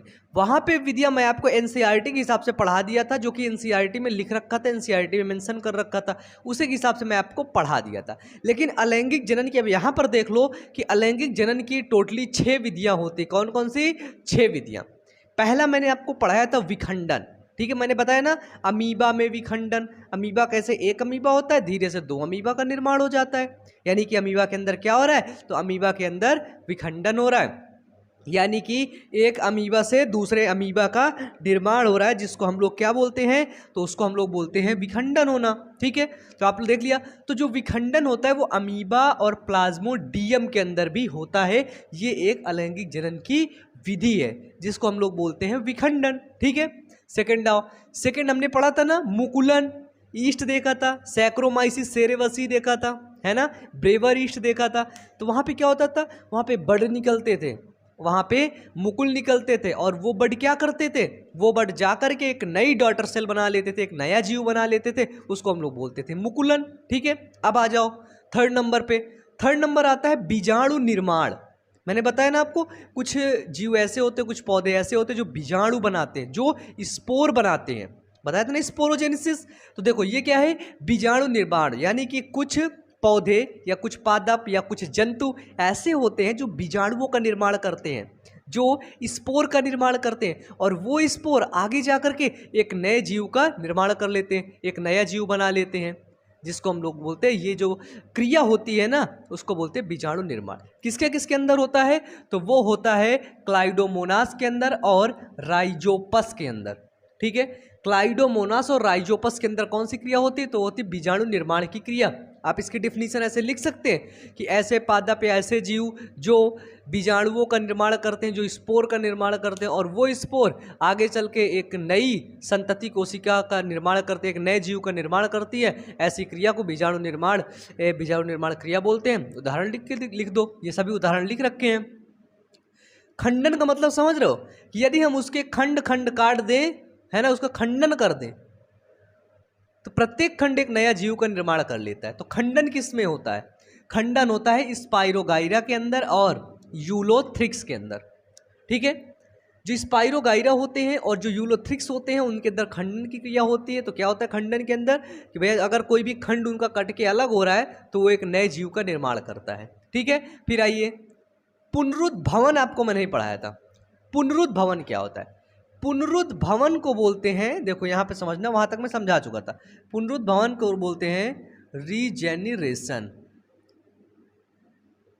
पुनरुद्भवन का मतलब क्या होता है? जैसे कि ये हाथ है, ये उंगली कट गई, उंगली कट गई, तो फिर से एक नए जीव का निर्माण कर लिया।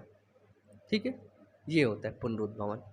और पुनरुद्भवन के अंदर क्या होता है? जैसे जो प्लेनेरिया होता है, ठीक है, यानी कि कटे हुए जीव ना पुनरुद्भवन, पुन का मतलब होता है पुनः, रुद्भवन का मतलब निर्माण करने की क्षमता।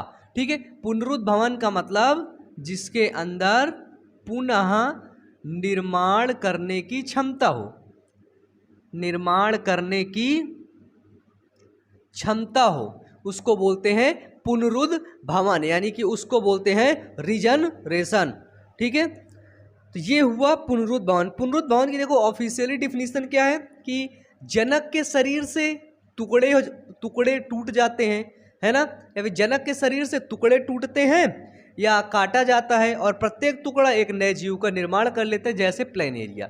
यहाँ से एक इम्पॉर्टेंट क्वेश्चन बनता है और इसको याद रखना, पूछ लेता है कभी कभी कि मानव के शरीर के अंदर, ठीक है, ह्यूमन बॉडी के अंदर कौन सा ऐसा ऑर्गन है जिसके अंदर, कौन सा ऐसा ऑर्गन है जिसके अंदर हाईली रीजनरेशन की पावर होती है, सबसे ज़्यादा रीजनरेशन की पावर होती है उसके पास, यानी कि उसका कुछ भाग अगर काट के हटा भी दो तो फिर से निर्माण हो जाता है। वो कौन सा भाग है? ठीक है, बताओ। स्मॉल इंटेस्टाइन है कि लार्ज इंटेस्टाइन है कि पेनक्रियाज है कि हार्ट है कि लंग्स है कि लीवर है कि स्टमक है कि आपका बाइल प्रोडक्ट वाला वो है, क्या बोलते हैं, बाइल जूस जहाँ पे भरा रहता है, एग्जैक्टली देखो मेरे को नाम बोल रहा है, बाइल जूस को क्या बोलते हैं, पैनक्रियाज उसको बोल दिए, गॉल ब्लेडर है, बताओ कौन सा अंग है जिसके अंदर रीजनरेशन की पावर होती है? तो वो है, बिल्कुल सही बोल रहे हो, लीवर। ठीक है, लीवर। अगर कोई चक्कू मार रहा है ना इधर तो उसको बोलो चाचा तू इधर मार, क्यों? क्योंकि इधर है हमारा लीवर, तुम लीवर को मारोगे इधर कटेगा फिर वो अपने आप बन जाएगा। ठीक है, तो ये होता है रीजनरेशन की पावर। रीजनरेशन मतलब पुनर्निर्माण करने की क्षमता, आप लोग लिख सकते हैं। फिर आपका लास्ट पॉइंट बचता है अलैंगिक जनन का लास्ट पॉइंट है। ठीक है, इसको पढ़ के अपन का लैंगिक जनन आज ही खत्म हो जाएगा। फिर हम लोग क्या स्टार्ट करेंगे, हम लोग शुरू करेंगे लैंगिक जनन।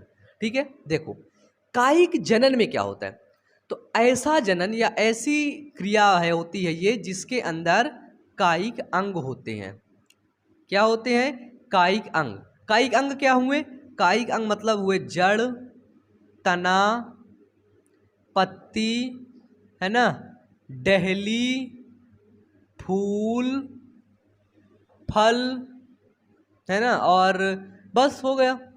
ठीक है, तो जिसके द्वारा यानी कि कायिक अंग के द्वारा नए जीव का निर्माण होना। जब कोई ऐसी क्रिया होती है जिसके अंदर कायिक अंग इन्वॉल्व होते हैं, कायिक अंग यानी कि देख लेना जड़, तना, पत्ती, डहली, फूल, फल, है ना, कायिक अंग, इन्हीं के द्वारा एक नए जीव का निर्माण होता है। ठीक है, तो इसे क्या बोलते हैं? नए जीव का निर्माण होता है, तो इसे कायिक जनन कहते हैं। ठीक है, कायिक अंग के द्वारा एक वेजिटेटिव प्रोपागेशन बोलते हैं इसको, वेजिटेटिव प्रोपागेशन। ठीक है, एक वेजिटेटिव ऑर्गन होता है। ठीक है, और उसी पर्टिकुलर स्पेसिफिक वेजिटेटिव ऑर्गन से एक नए जीव का, एक न्यू ऑर्गेनिज्म का निर्माण होता है। उसको अपन लोग बोलते हैं कि ये वेजिटेटिव प्रोपागेशन के द्वारा होती है। जैसे आप लोग देखते हैं आलू बोते हो, आलू आलू आलू, शकरकंद बोते हो, इसके बाद गन्ना बोते हो, ब्रायोफिल्लम का नाम जानते हो, पत्थर चट्टा, यूलोथ्रिक्स को जानते हो, है ना। तो ये सभी चीजें क्या हुई, तो ये सॉरी यूलोथ्रिक्स नहीं आएगा, यूलोथ्रिक्स गलत बोल गया मैं, वो जो बंगाल का आतंक है ना, हायला सिंध अभी पढ़ाएंगे उसके बारे में, देखना वो सभी क्या होता है। तो वो सभी कायिक अंगों के द्वारा एक नया जीव बन जाता है, एक नया फूल बन जाता है, एक नया संतति बन जाती है, तो उसको बोलते हैं ये वेजिटेटिव प्रोपागेशन के द्वारा होती है। आपको बता दें वेजिटेटिव प्रोपागेशन के अगर प्रकार पूछ लिया जाए तो ये 2 प्रकार का होता है। कितने प्रकार का? तो ये होता है 2 प्रकार का। पहला कौन सा हुआ? पहला हुआ प्राकृतिक कायिक जनन और दूसरा हुआ कृत्रिम कायिक जनन। वेयर इज,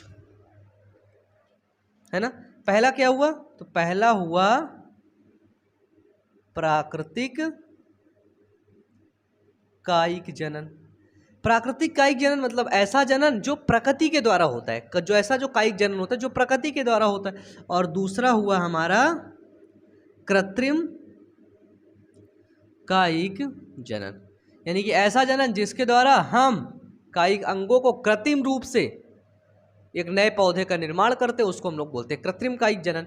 जो प्राकृतिक कायिक जनन होता है ना, इस विधि में, इसमें 3 विधि आती है। ठीक है, इसमें आप लोग लिख सकते हैं, लिख लीजिए डिफिनीशन क्या लिखिए कि इस विधि में, ठीक है, प्राकृतिक कायिक जनन जो होता है, कि इस विधि में प्राकृतिक या स्वतः से ही, इस विधि में क्या होता है, प्रकृति करती है या फिर स्वयं से, सेल्फ से ही एक नए पौधे का निर्माण होता है। इस प्रकार से होने वाले कायिक जनन को प्राकृतिक कायिक जनन बोलते हैं। जैसे इसमें इसका एग्जाम्पल है कौन कौन से कायिक अंग द्वारा, जैसे आया जड़ द्वारा, है ना, फिर आया तना द्वारा, एक नए जीव का निर्माण हो जाएगा, फिर आया पत्ती द्वारा।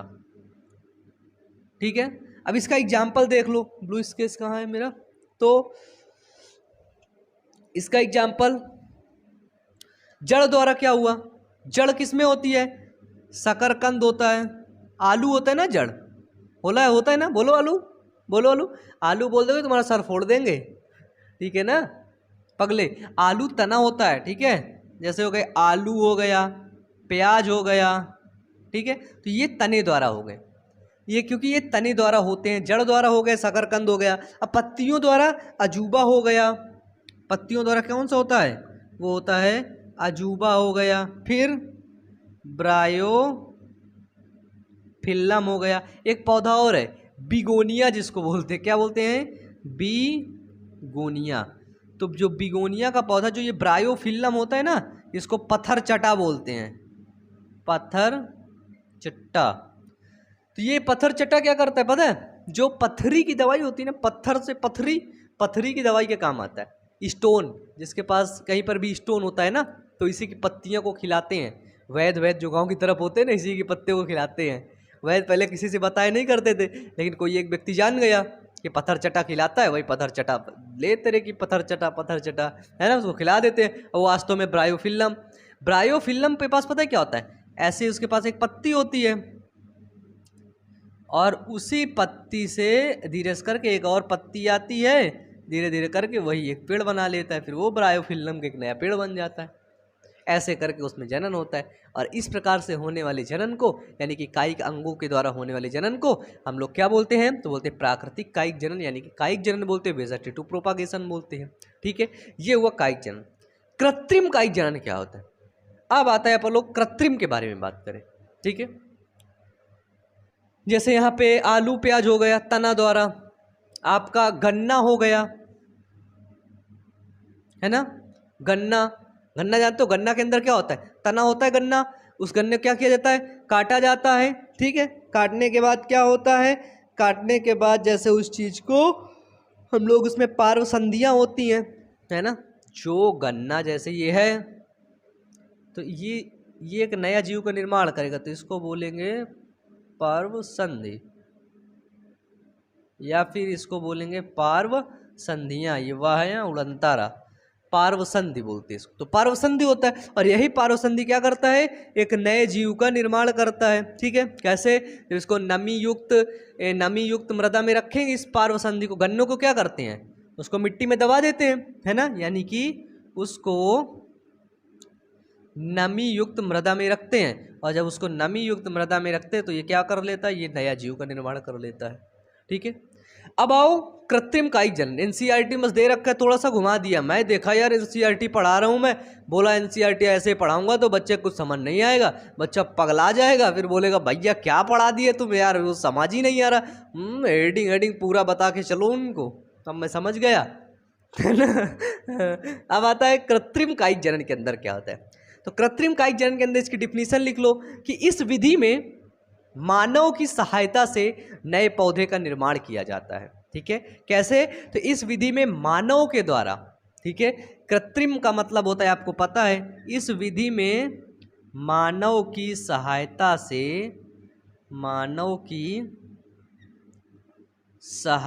से नए पौधे का निर्माण किया जाता है। ठीक है, तो इस विधि के द्वारा क्या किया जाता है, मानव की सहायता से एक नए पौधे का निर्माण किया जाता है, जिसको बोलते हैं कृत्रिम कायिक जनन। कृत्रिम का मतलब क्या होता है, मानव निर्मित, है ना, मानव के द्वारा। तो कृत्रिम कायिक जनन में जैसे कलम लगाना, है ना, कलम लगा करके एक मानव नया पौधा निर्माण कर देता है ना, कलम लगाना, कुछ पौधे दाब लगाना, है ना, दबाव के कारण एक नए पौधे का निर्माण होता है, गूटी बांधना होता है, गूटी बांध करके वो क्या करता है, एक नए पौधे का निर्माण कर देता है। ठीक है, तो ये है आपका वेजिटेटिव प्रोपागेशन, है ना। ये प्राकृतिक का एक जनन है, नेचुरल वेजिटेटिव प्रोपागेशन, और ये आर्टिफिशियल वेजिटेटिव प्रोपागेशन। इसके ये सारे कुछ एग्जाम्पल हुआ, इतना कुछ इसका डिटेल हुआ। ठीक है, आपके एनसीईआरटी में एक जगह मेंशन करके रखा है। ठीक है, जड़ के द्वारा फैलता है वेजिटेटिव प्रोपागेशन होता है, जिसको बोलते हैं वाटर हायसिंथी। क्या बोलते हैं? वाटर हायसिंथी, जिसको बोलते हैं ऑफसेट। ऑफसेट आपके एनसीईआरटी में डायग्राम मेंशन है। ठीक है, वाटर हायसिंथी, और इसी वाटर हायसिंथी को बच्चे बंगाल का आतंक बोलते हैं। क्या बोलते हैं? बंगाल का आतंक। वाटर का मतलब जल में, हायसिंथी मतलब एक पौधा है। तो ये वाटर हायसिंथी करता क्या है? तो देखो, वाटर हायसिंथी जल से ऑक्सीजन का अवशोषण कर लेता है। अब बताओ, जल के अंदर, पानी के अंदर क्या रहती है? मेरे को बताओ। पानी के अंदर रहेगा ऑक्सीजन। ठीक है, अब अगर ये जल के अंदर की ऑक्सीजन को ये ग्रहण कर लेगा तो क्या होगा? उसके अंदर मछली वगैरह मर जाएंगी, पहली चीज।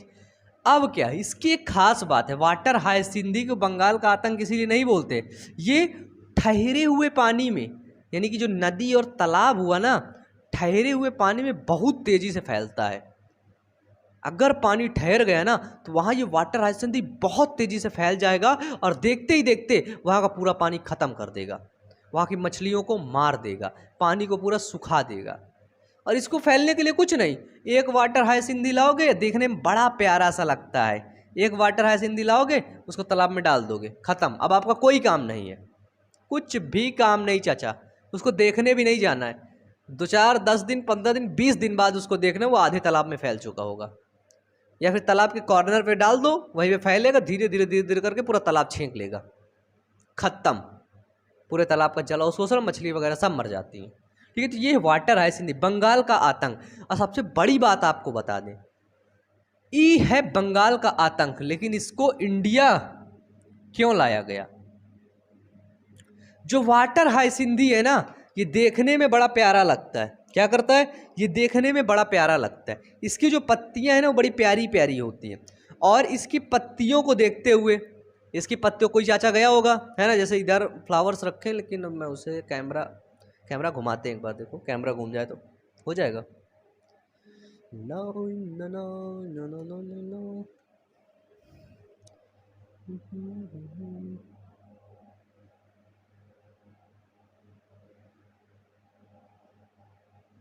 नहीं जा रहा यार, ऐसा कुछ भी नहीं होने वाला। तो जैसे फ्लावर समझ लो, जैसे पत्तियां, है ना, जैसे आर्टिफिशियल प्लांट कोई देख लो, है ना, उस आर्टिफिशियल प्लांट की होती है, फ्लावर्स बहुत अच्छे लगते हैं, पत्तियां बहुत अच्छी लगती हैं। तो उस पत्तियां अच्छी लग रही थी, पौधा अच्छा लग रहा था, तो उस पौधे को वहां से ले आया गया, बाहर से, विदेश से। कोई चाचा गया होगा टहलने, वहां से ले आया एक पौधा, चलो मैं अपने गांव में लगाऊंगा, अपने घर में लगाया, धीरे से बगल वाले घर में पहुंचा, धीरे से चल के तालाब में पहुंच गया, खत्म। धीरे धीरे करके बंगाल का पूरा पानी सुखा करके रख दिया, मछलियां मार दिया। इसे बोलते बंगाल का आतंक। देख लो, वाटर हायसिंथी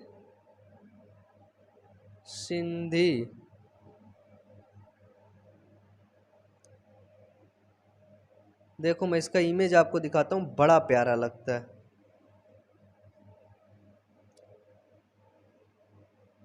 और आपने देख रखा होगा ना, ऐसा नहीं कि आप लोगों ने देख ना रखा हो। ये देखो, है ना, आप लोगों ने इस चीज को देख रखा होगा, तालाब में बहुत अच्छा उगता है, बड़ा प्यारा लगता है देखने में। देखो कितना जहर लग रहा है, लेकिन है बहुत खतरनाक। आप लोग देखे होंगे, रूरल एरिया के जो बच्चे हैं ना, वो देखे होंगे। बताओ कौन कौन से देखो तुम लोग, मेरे को जरूर दिखाना, मैं देखना चाहता हूँ इसको एक बार, कैसा होता है। 2 घंटा आप मार दें इसके, है ना, इसका सर फोड़ दें।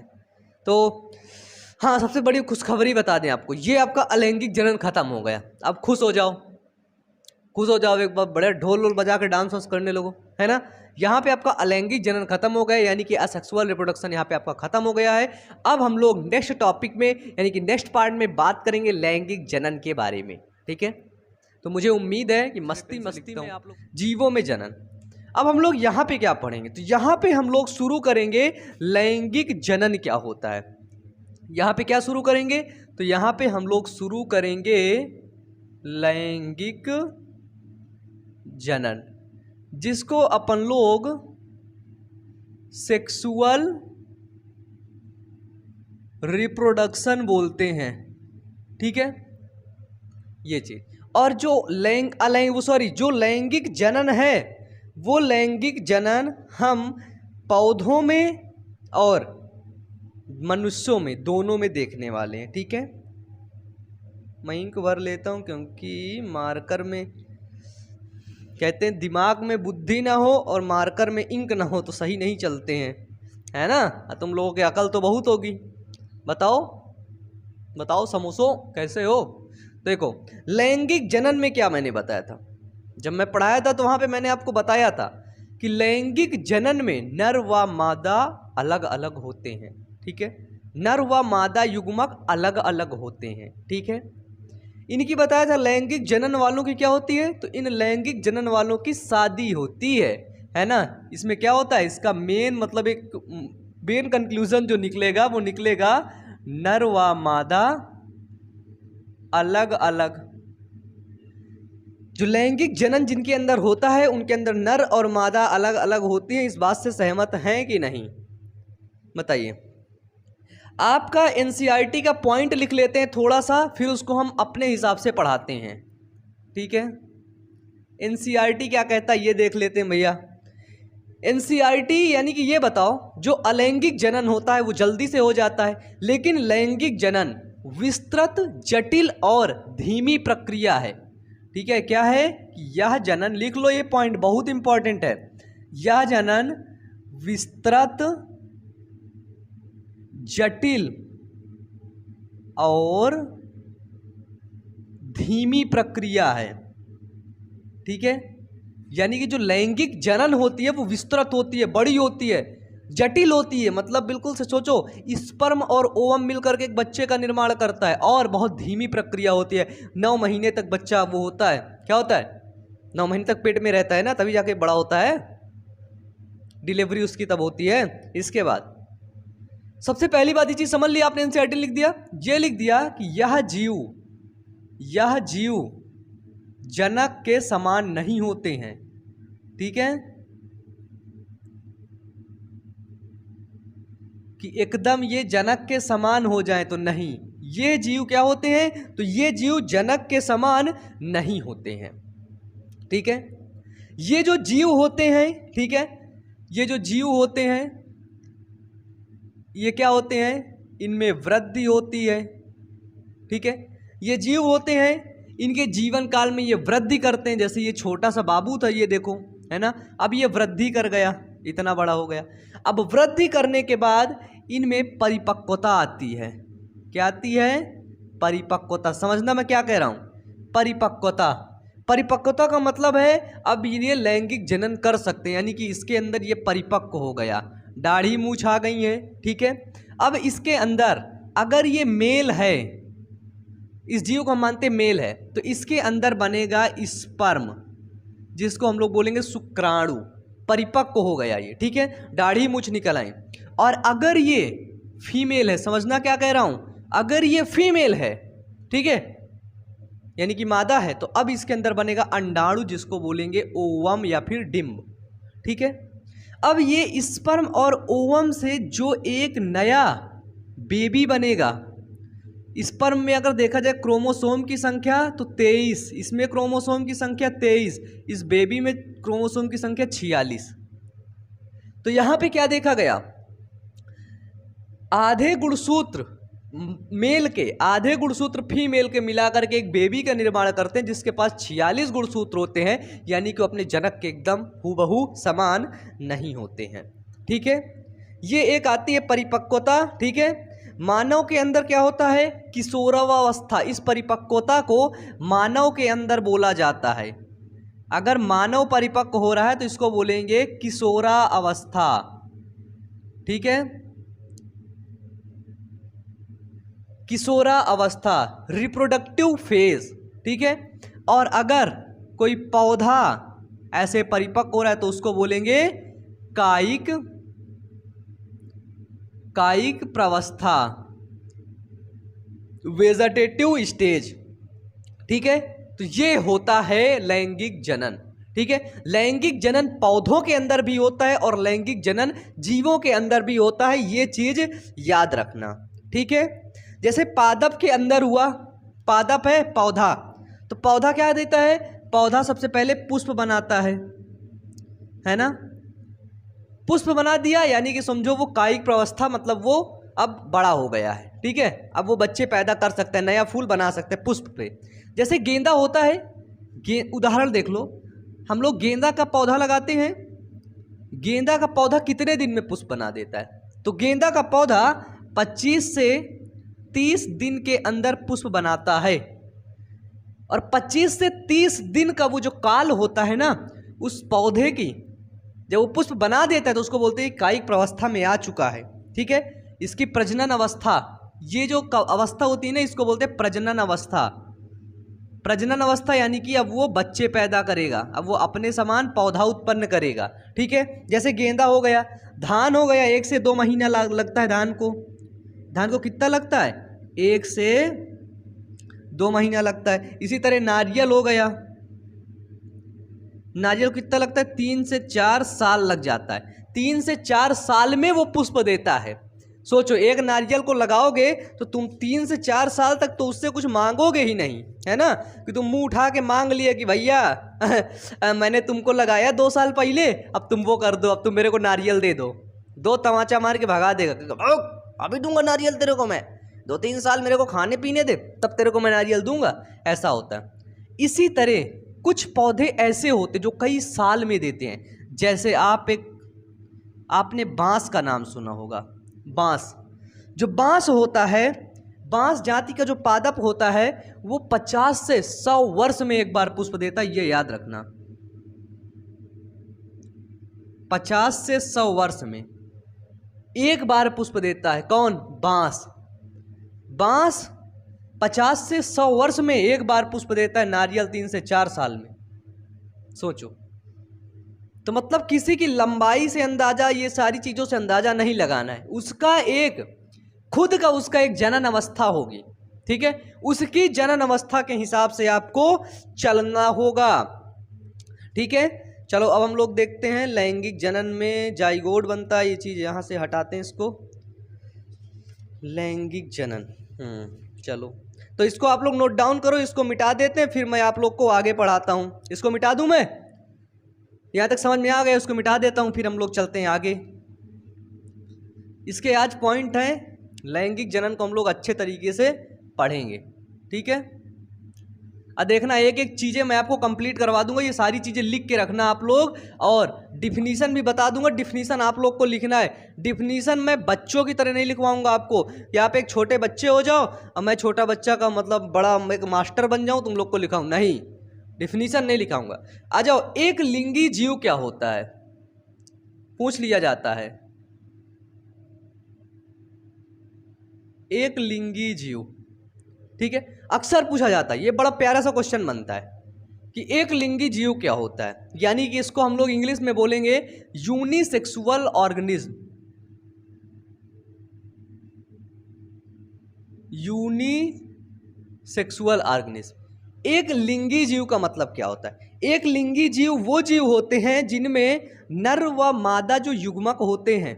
ठीक है, एक लिंगी जीव कौन जीव होते हैं जिनमें नर व मादा युग्मक अलग अलग प्राणियों में होते हैं। एक लिंगी मतलब तुम्हारे पास एक लिंग है, समझ लो, या तो तुम लिंग में मादा हो या तो नर हो। ठीक है, यानी कि ऐसे प्राणी जिनमें युग्मक अलग अलग होते हैं, जिनमें नर व मादा युग्मक अलग अलग प्राणियों में बनते हैं। आप लोग इसे लिख सकते हैं कि ऐसे प्राणी जिनमें नर व मादा युग्मक अलग अलग ऐसे जीव है। ठीक है, प्राणी नहीं, ऐसे जीव अलग अलग प्राणियों में बनते हैं। ठीक है। नर व मादा युग्मक, नर युग्मक क्या होता है मैंने आपको बताया, ये होता है शुक्राणु। मादा युग्मक क्या होता है, अंडाणु, ओवम, बताया ना। जो ऐसे जीव जिनके अंदर नर व मादा युग्मक अलग अलग बनते हैं उसको हम बोलते हैं एक लिंगी प्राणी या एक लिंगी जीव, यूनिसेक्सुअल ऑर्गेनिज्म। याद रखना बहुत काम की चीज है, ठीक है। जैसे उदाहरण देख लो, जैसे आपने बिल्ला देखा है, बिल्ला, बिल्ला बिल्ली है ना, जैसे बिल्ली हो गई। कुत्ता देखा है, कुत्ता कुतिया होता है ना, कुत्ता हो गया। शेर देखा है, शेर का एक मेल वर्जन भी होता है, एक फीमेल वर्जन भी होता है, शेर शेरनी, है ना। जैसे मनुष्य, मनुष्य स्त्री, ठीक है। बंदर, एक होता है बंदर, बंदरिया, है ना, जैसे आप लोग की शक्ल बंदर जैसी मिलती है। तो ये प्राइमेट्स हो गए, ठीक है। सभी प्राइमेट्स, नॉन प्राइमेट्स भी हैं, ठीक है। तो ये चीजें हो गई क्या, आपका एक लिंगी जीव। एक लिंगी जीव यानी कि यूनिसेक्सुअल ऑर्गेनिज्म। एक लिंगी समझो, एक लिंग जिसके पास केवल एक लिंग हो, यानी कि वो एक युग्मक बनाता हो। जैसे मैं एक लिंगी जीव हूँ। कैसे, कि मैं एक युग्मक बना रहा हूँ, मैं हूँ मेल, ठीक है। बायोलॉजिकल भाषा में देखो, ऐसे दांत निकालने वाला काम ना करने, चाटा मार दूंगा सर फोड़ दूंगा, दांत निकालो, आज मजा ले रहे हैं इनका। देखो मैं एक लिंगी हूँ, मैं हूँ मेल, मेल के अंदर क्या बन रहा है, स्पर्म। अब जब तक ओवम नहीं मिलेगा तब तक बच्चा नहीं पैदा होगा, ठीक है। इसलिए मेरे को शादी करना होगा, ठीक है। मैं बहुत जल्दी शादी करने वाला हूँ, सच में करने वाला। कुछ लड़के पूछते सर आपकी शादी हो गई क्या, है? हो गई यार, बहुत दिन हो गए, आज तो आज शादी हुई है क्या, कब पूछ रहे हो तुम, इतना बड़ा हो गया मैं। एक लिंगी जीव। अब आते हैं द्विलिंगी जीव। बच्चे लोग होते हैं ना, उनसे पता नहीं कहाँ कहाँ की बात करवा लो, तुम लोग को पढ़ने को ना बोलो, दुनिया भर की बातें करवा लो, करोगे आकर के। एक लिंगी जीव, द्विलिंगी मतलब बाई सेक्सुअल ऑर्गेनिज्म। उल्टा करो इसका, उल्टा कर दो, बिल्कुल ये जो डिफिनीशन है इसका उल्टा कर दो। बताओ, इसको मैंने कहा उल्टा कर दो, बाइसेक्सुअल ऑर्गेनिज्म, इसको हम लोग इंग्लिश में बोलते हैं हर्माफ्रोडाइट। ये याद रखना, हर्माफ्रोडाइट, ठीक है। बाई सेक्सुअल ऑर्गेनिज्म जो होते हैं उनको हर्माफ्रोडाइट बोलते हैं। अब इसको उल्टा करके बताओ क्या होगा, कि ऐसे जीव जिनमें नर व मादा युग्मक अलग अलग है, तो इसको एक कर दो। नर व मादा युग्मक एक ही प्राणियों में बनते हैं, उसको बोलते हैं द्विलिंगी जीव, यानी कि बाइसेक्सुअल जीव, ठीक है। इसको बोलते हैं द्विलिंगी, या फिर इसको बोलेंगे अलिंगी, ठीक है। द्विलिंगी, अलिंगी, इसको हम उभयलिंगी भी बोलते हैं, ठीक है। द्विलिंगी हर्माफ्रोडाइट, इसको उभयलिंगी भी बोलते हैं। बताओ, डिफिनीशन लिख लोगे उभयलिंगी जीव? नहीं लिख पाओगे? बताओ, ना लिख पाओ तो सच में मैं चुल्लू भर पानी में आग डुबा करके मर जाऊं। इतना सही से बता देता हूं, फिर भी ना लिख पाओ, तमाचा तमाचा तुम्हारा सर फोड़ दूंगा। आज मैं शपथ लेता हूं कि अगर तुमको समझ नहीं आया तो मैं मार तमाचा तुम लोग का सर फोड़ दूंगा। खत्म कहानी। उधर कीबोर्ड रखा है, कीबोर्ड उठा के तुम्हारे सर में मार दूंगा, फूट जाएगा सर तुम्हारा, पागल कहीं के। द्विलिंगी क्या होता है, एक लिंगी समझा दिया ना मैंने। क्या बताया कि ऐसे जीव जिनमें नर व मादा युग्मक, है ना, अलग अलग प्राणियों में बनते हैं, ठीक है। यानी कि ये, इसको बनाने वाले चाचा ये हैं, देखो, इसको बनाने वाली चाची ये हैं, है ना, ये चाचा चाची का मेल हो गया। लेकिन इसमें क्या होगा, इसमें यानी कि चाचा भी एक में और चाची भी एक में, एक ही में रहना पड़ेगा, ठीक है। उसको बोलते हैं द्विलिंगी जीव। जैसे केचुआ हो गया, स्टारफिश हो गया, जोंक हो गया, व्हेल हो गया, ठीक है। जैसे क्या हुआ, जैसे केचुआ, स्टारफिश, ठीक है, फिर जोंक हुआ, व्हेल हुआ, और आपका ये फीताक्रमी हुआ। लिख दो यहाँ पे, फीताक्रमी आदि। ये क्या है, तो ये है हमारी बाइसेक्सुअल जीव। बाइसेक्सुअल ऑर्गेनिज्म यानी कि इनके अंदर मेल फीमेल एक ही में पाया जाता है। सोच लो इनकी शादी कभी ना हुई, काहे ना हुई? शादी किससे होती है? अपोजिट जेंडर से। मैं मेल हूं तो फीमेल से शादी करूंगा, है ना? जब इनके अंदर मेल फीमेल सब एक ही में है तो शादी किससे करेंगे? शादी कोई थर्ड मेल से करेंगे क्या? नहीं ना। तो ये लोग पहले से शादीशुदा रहते थे, इन लोग के जलवे रहते हैं, देख लो, है ना? इन लोग से पूछना, चाचा जी जलवे रहते हैं ना, केचुआ वगैरह मिल जाए तो। बचपन में केचुआ तुम लोग बहुत मारे होगे, है ना? देखो जो सेक्सुअल रिप्रोडक्शन होता है, ये चीज समझ गए ना, एक लिंगी जीव दुई लिंगी जीव, ठीक है? जो सेक्सुअल रिप्रोडक्शन होता है ना, सेक्सुअल रिप्रोडक्शन में इसको आप लोग बिल्कुल अच्छे से लिख सकते हो, ठीक है? डिफिनीशन बना के, तो मजाक मजाक में मैंने समझाया है, डिफिनीशन बना के लिख लो कि सेक्सुअल रिप्रोडक्शन में, लैंगिक जनन में लैंगिक अंगों की आवश्यकता होती है। नर व मादा अलग अलग होते हैं, ठीक है? इसमें लिखो इस पॉइंट को, यहां पे लिखो लैंगिक जनन में कि इसमें लैंगिक अंगों की आवश्यकता होती है। बिना लैंगिक अंग के ये जनन संपन्न नहीं होगा, बिना लैंगिक अंगों के नया बच्चा नहीं बनेगा।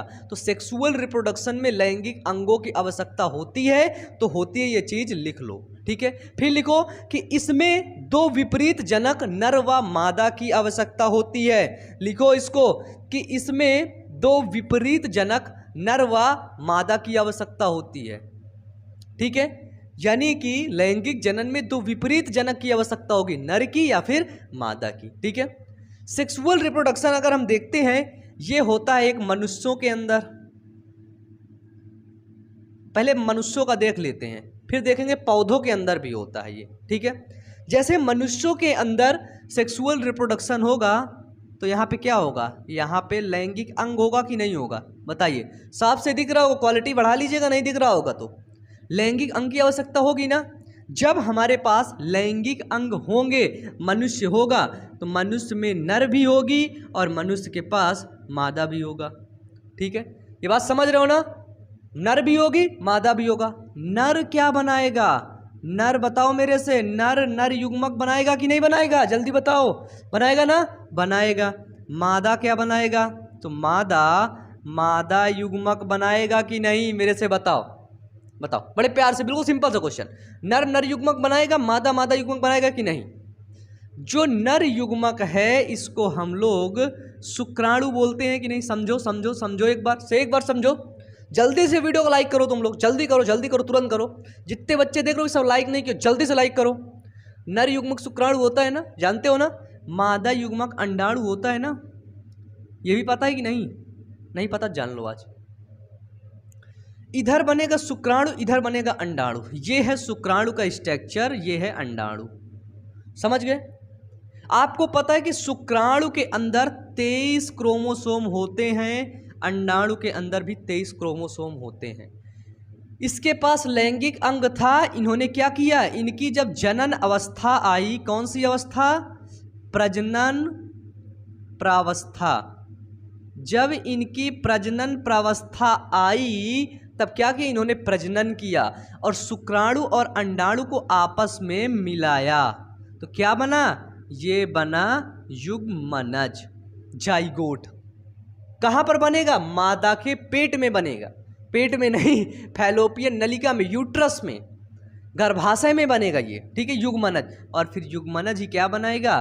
बेबी बनाएगा। और इस बेबी के अंदर 46 क्रोमोसोम होंगे, ठीक है? 46 क्रोमोसोम इसके अंदर होंगे, क्योंकि 30 क्रोमोसोम इसके पप्पा से मिले हैं, 30 क्रोमोसोम इसकी मम्मा से मिले हैं। 46 क्रोमोसोम दोनों से भिन्न दिखेगा। जैसे आप लोग हो, 23 क्रोमोसोम आपको आपके पप्पा से मिले और 23 क्रोमोसोम आपकी अपनी अम्मा से मिले हैं। टोटल हुए 46 क्रोमोसोम। आप समान नहीं दिख रहे होगे, आप थोड़ा सा बिल्कुल अलग दिख रहे होगे, ठीक है? ये हुआ। इसके बाद देखते हैं, इसके बाद क्या देखना है? हाँ, ये चीज समझ गए, मनुष्य के अंदर लैंगिक अंग। फिर ये एक लिंगी जीव द्विलिंगी जीव, इसी का उदाहरण हो गया लैंगिक जनन का, ठीक है? तो ये मनुष्यों का हम लोग समझ गए। अब हमको समझना है पौधों का, पादपों का, ठीक है? पौधों, ठीक है? प्लांट। देखो यहीं पे मैं इसका बिल्कुल अपोजिट है, बिल्कुल इसका अपोजिट है, ठीक है। इसको लिख लो पहले, तो फिर मैं समझाता हूँ अपने स्टाइल में। लिखो जल्दी से, लिखो। जो पौधे होते हैं, पौधे याद रखना, पौधे पौधे जनन कब करते हैं? जब उनके पास फूल आते हैं। फूल मतलब फ्लावर। जब उनके पास पुष्प आते हैं, यानी कि फ्लावर आता है। जब फ्लावर आ जाएगा तो हम समझ जाएंगे अब ये क्या हो गया, अब इसकी कायिक अवस्था आ गई, जनन करने की अवस्था आ गई। क्या गई? जनन अवस्था आ गई। इसके पास पुष्प आया, फ्लावर आया, अब हमको पता चल गया इसकी जनन अवस्था आ जाए, इसकी रिप्रोडक्टिव फेज या फिर रिप्रोडक्शन स्टेज की इसकी आ गई, ठीक है। अभी आगे है रिप्रोडक्टिव स्टेज, जनन प्रावस्था नहीं, यहीं से खत्म करेंगे इसको। रिप्रोडक्टिव स्टेज, ठीक है, रिप्रोडक्टिव स्टेज। अब इसको हम लोग बहुत डिटेल से पढ़ेंगे, ठीक है। रिप्रोडक्टिव स्टेज इसके पास आ गई। अब देखो जो पुष्प होता है, फ्लावर होता है, पुष्प में भी पुष्प का नर भाग होता है और पुष्प में ही पुष्प का मादा भाग होता है। तो पुष्प के नर भाग को क्या बोलते हैं, पुष्प के मादा भाग को क्या बोलते हैं? आपको पता है, जायांग, पुमंग और जायांग। स्त्री केसर और पुंग केसर आप लोगों ने सुना होगा। पुंग केसर को पुष्प का नर भाग बोलते हैं और जायांग को पुष्प का मादा भाग बोलते हैं। बताओ, पुंग केसर को बोलते हैं एंड्रोसियम और जायांग को बोलते हैं गाइनोसियम। यानी कि पुंकेसर और स्त्री केसर अलग अलग होते हैं पुष्प में, ठीक है। जिस पुष्प में, समझना क्या कह रहा हूं, जिस पुष्प में पुंकेसर और स्त्री केसर अलग अलग होते हैं, यानी कि पुंकेसर इधर है, स्त्री केसर वहां पे है। जिस पुष्प में पुंकेसर और स्त्री केसर अलग अलग होते हैं, उस पुष्प को एक लिंगी पुष्प कहते हैं, बाइसेक्सुअल फ्लावर कहते हैं। चलो हेडिंग डालो, एक लिंगी पुष्प, इंग्लिश से लिखो बाइसेक्सुअल फ्लावर। डालो हेडिंग जल्दी से, एक लिंगी पुष्प बाइसेक्सुअल फ्लावर। जल्दी से डालो इस डिफिनीशन को, बहुत इंपॉर्टेंट है। एक लिंगी पुष्प बाइसेक्सुअल फ्लावर। एक लिंगी को एक लिंगी पुष्प बोलो या फिर एक लिंगी पौधा बोल दो इसको, ठीक है। ये चीज याद रखना। ऊपर का मिटा दूं, अब बताओ, ऊपर का मिटा दूं, मिटा दूं इसको मैं।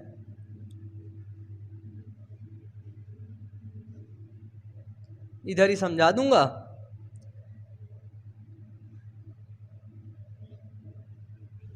मैं गलत कर गया। एक लिंगी पुष्प यहां नहीं लिखना चाहिए। चलो आ जाओ, इधर ही समझो।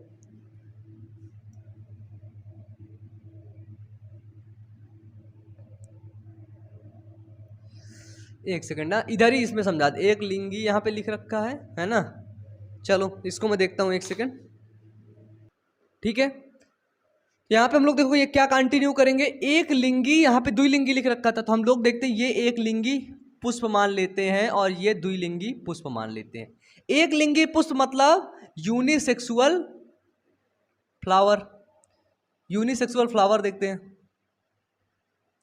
और द्विलिंगी पुष्प यानी कि बाइसेक्सुअल फ्लावर। एक लिंगी पुष्प यूनिसेक्सुअल फ्लावर और द्विलिंगी पुष्प यानी कि बाइसेक्सुअल फ्लावर, ठीक है। अब देखो इसको, इसके उदाहरण वगैरह सब लिख रखे हैं, मिटाना पड़ेगा, लिखना इसको, ठीक है। अलग अलग वो मत करना। मैं इसी में बना के लिखना चाहता था, घुमा के तुम लोग को। इसको मैं एकदम से सफा कर देता हूँ, है ना, नहीं तुम लोग भटक जाओगे। तो एक लिंगी पुष्प की क्या विशेषता होती है? एक लिंगी पुष्प जिसको हम लोग यूनिसेक्सुअल फ्लावर बोलते हैं, इसको हम लोग मोनोसियस प्लांट भी बोलते हैं। क्या बोलते हैं, याद रखना, मोनोसियस प्लांट। इसको डाइसियस प्लांट। ये चीज इंपॉर्टेंट है, ये अक्सर आपसे पूछ लिया जाता है। इसी को बताने के लिए मैं मेन इतना बड़ा बवंडर रच रहा हूं, है ना। मोनोसियस प्लांट हो गया और डायोसियस प्लांट हो गया, DIO होगा यहाँ पे, क्या होगा? DIOE, सही तो लिख रहा हूं यार, डायोसियस प्लांट। मोनोसियस प्लांट क्या होता है समझना, मोनोसियस प्लांट को बोलते हैं एक लिंगी पुष्प, याद रखना, और डायोसियस का मतलब होता है द्विलिंगी। एक को याद कर दो सरकवा, अपने आप याद हो जाएगा। कैसे? एक लिंगी का मतलब क्या होता है? ऐसा पुष्प जिसमें पुंकेसर और जायांग, यानी कि पुष्प का नर भाग और पुष्प का मादा भाग एक में ही होता है, वो सॉरी अलग अलग होता है ना। जब पुष्प का नर भाग, ऐसे पुष्प बना लो यहां पे भी, ऐसे पुष्प जिसमें नर व मादा युग्मक अलग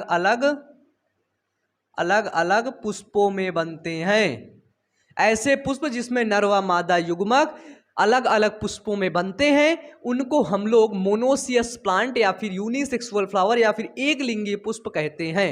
अब इसका उल्टा कर दो, लिखो द्विलिंगी पुष्प में, लिखो जल्दी से लिखो, बाइसेक्सुअल फ्लावर में लिखो कि ऐसे पुष्प जिसमें नर व मादा युग्मक एक में ही बनते हैं, उनको हम लोग द्विलिंगी पुष्प यानी कि बाइसेक्सुअल प्लांट, डायोसियस प्लांट भी कहते हैं। ये हुआ पुष्प के साथ, ठीक है। और इसकी अवस्था को आप लोग समझ गए हैं, जनन अवस्था, ठीक है। पुष्प की इस अवस्था को क्या बोलेंगे? इस अवस्था को कायिक अवस्था भी बोलते हैं, ठीक है। ये चीज हो गया, क्लियर है? यहां से यहां तक क्लियर है? बताओ, यहां तक क्लियर हो गया? डिफिनीशन लिख लिए मेरे साथ।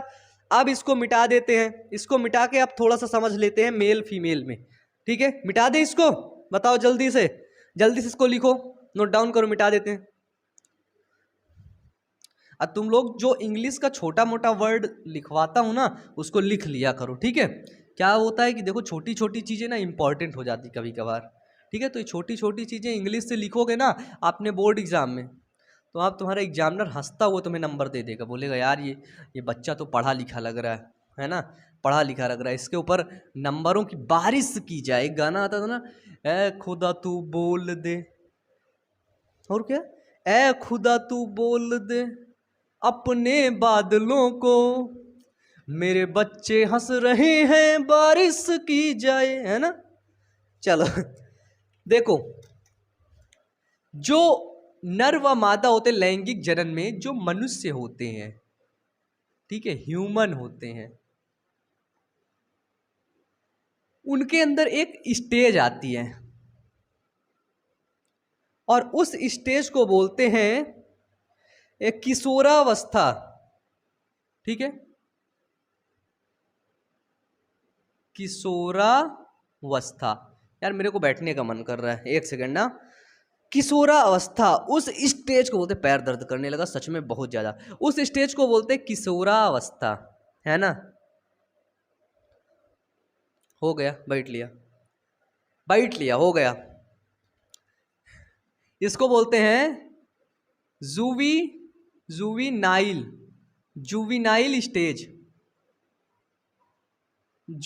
स्टेज। किशोरावस्था आती है, किशोरावस्था के बाद आती है जनन प्रावस्था, जिसको बोलते हैं रिप्रोडक्टिव फेज। क्या आती है? जनन प्रावस्था, जिसको बोलते हैं रिप्रोडक्टिव स्टेज। और इसी किशोरा अवस्था और जनन प्रावस्था के बीच में क्या होता है? किशोरा अवस्था और जनन प्रावस्था के बीच में जंतुओं में शारीरिक बदलाव होते हैं। क्या होता है? तो जंतुओं में शारीरिक बदलाव होते हैं। इसको लिख लेना बहुत अच्छे से, ठीक है। स्त्रियों के अंदर क्या होते हैं? स्तन ग्रंथियां बड़ी होती हैं, आवाज उनकी पतली हो जाती है, देखने में अच्छी लगने लगती हैं, चेहरे में दाने निकल आते हैं, बाल लंबे हो जाते हैं, है ना, पेल्विस रीजन चौड़ा होने लगता है। ये सभी क्या होते हैं? किशोरावस्था के लक्षण होते हैं कि भैया अब ये किशोरावस्था में, मतलब जनन प्रावस्था के लिए गुजर चुकी। क्यों? क्योंकि उनका मेंस्ट्रुअल साइकिल शुरू हो जाता है, मासिक धर्म शुरू हो जाता है उनका, ठीक है। अब इधर मेल के अंदर क्या होता है? दाढ़ी मूंछ आना शुरू हो जाती है, देखने में हैंडसम हो जाता है ना। आवाज क्या होती है? आवाज भारी हो जाती है, अनवांटेड हेयर्स आने लगते हैं। देख रहे हो, पहले से हेयर्स इतने में थे, फिर देखो कहां कहां हो गए बॉडी में, ठीक है। इसके बाद इसके बाद दौड़ने और चलने की शक्ति आ जाती है, और सबसे बड़ी चीज स्पर्म का फॉर्मेशन होना शुरू हो जाता है, शुक्राणुओं का बनना शुरू हो जाता है। बस सिंपल। मेल के अंदर तो कोई खास चीज नहीं होती, लेकिन फीमेल के अंदर एक बड़ी खास चीज होती है। फीमेल, आप लोगों ने प्राइमेट्स और नॉन प्राइमेट्स को सुन रखा है कि नहीं, बताओ। कभी तुम लोगों ने प्राइमेट्स और नॉन प्राइमेट्स को सुने हो कि नहीं? जो मादा होती है ना, मादा, उसमें एक होता है प्राइमेट्स और एक होता है नॉन प्राइमेट्स। प्राइमेट्स के अंदर मेंस्ट्रुअल साइकिल होती है और इसके अंदर ओस्ट्यूअल साइकिल होती है। क्या होती है? प्राइमेट्स के अंदर मेंस्ट्रुअल साइकिल होती है और नॉन प्राइमेट्स के अंदर ओस्ट्रस साइकिल होती है। ओस्ट्रस साइकिल। और प्राइमेट्स के अंदर क्या होता है? मेंस्ट्रुअल साइकिल होती है। प्राइमेट्स का मतलब क्या होता है? प्राइमेट्स और नॉन प्राइमेट्स दोनों चारों पैर पर ही चलते हैं, ठीक है, लेकिन इनमें थोड़ा सा फर्क होता है, ठीक है। जो प्राइमेट्स हो गए, प्राइमेट्स में जैसे बंदर आ गया, वनमानुस आ गया, ठीक है।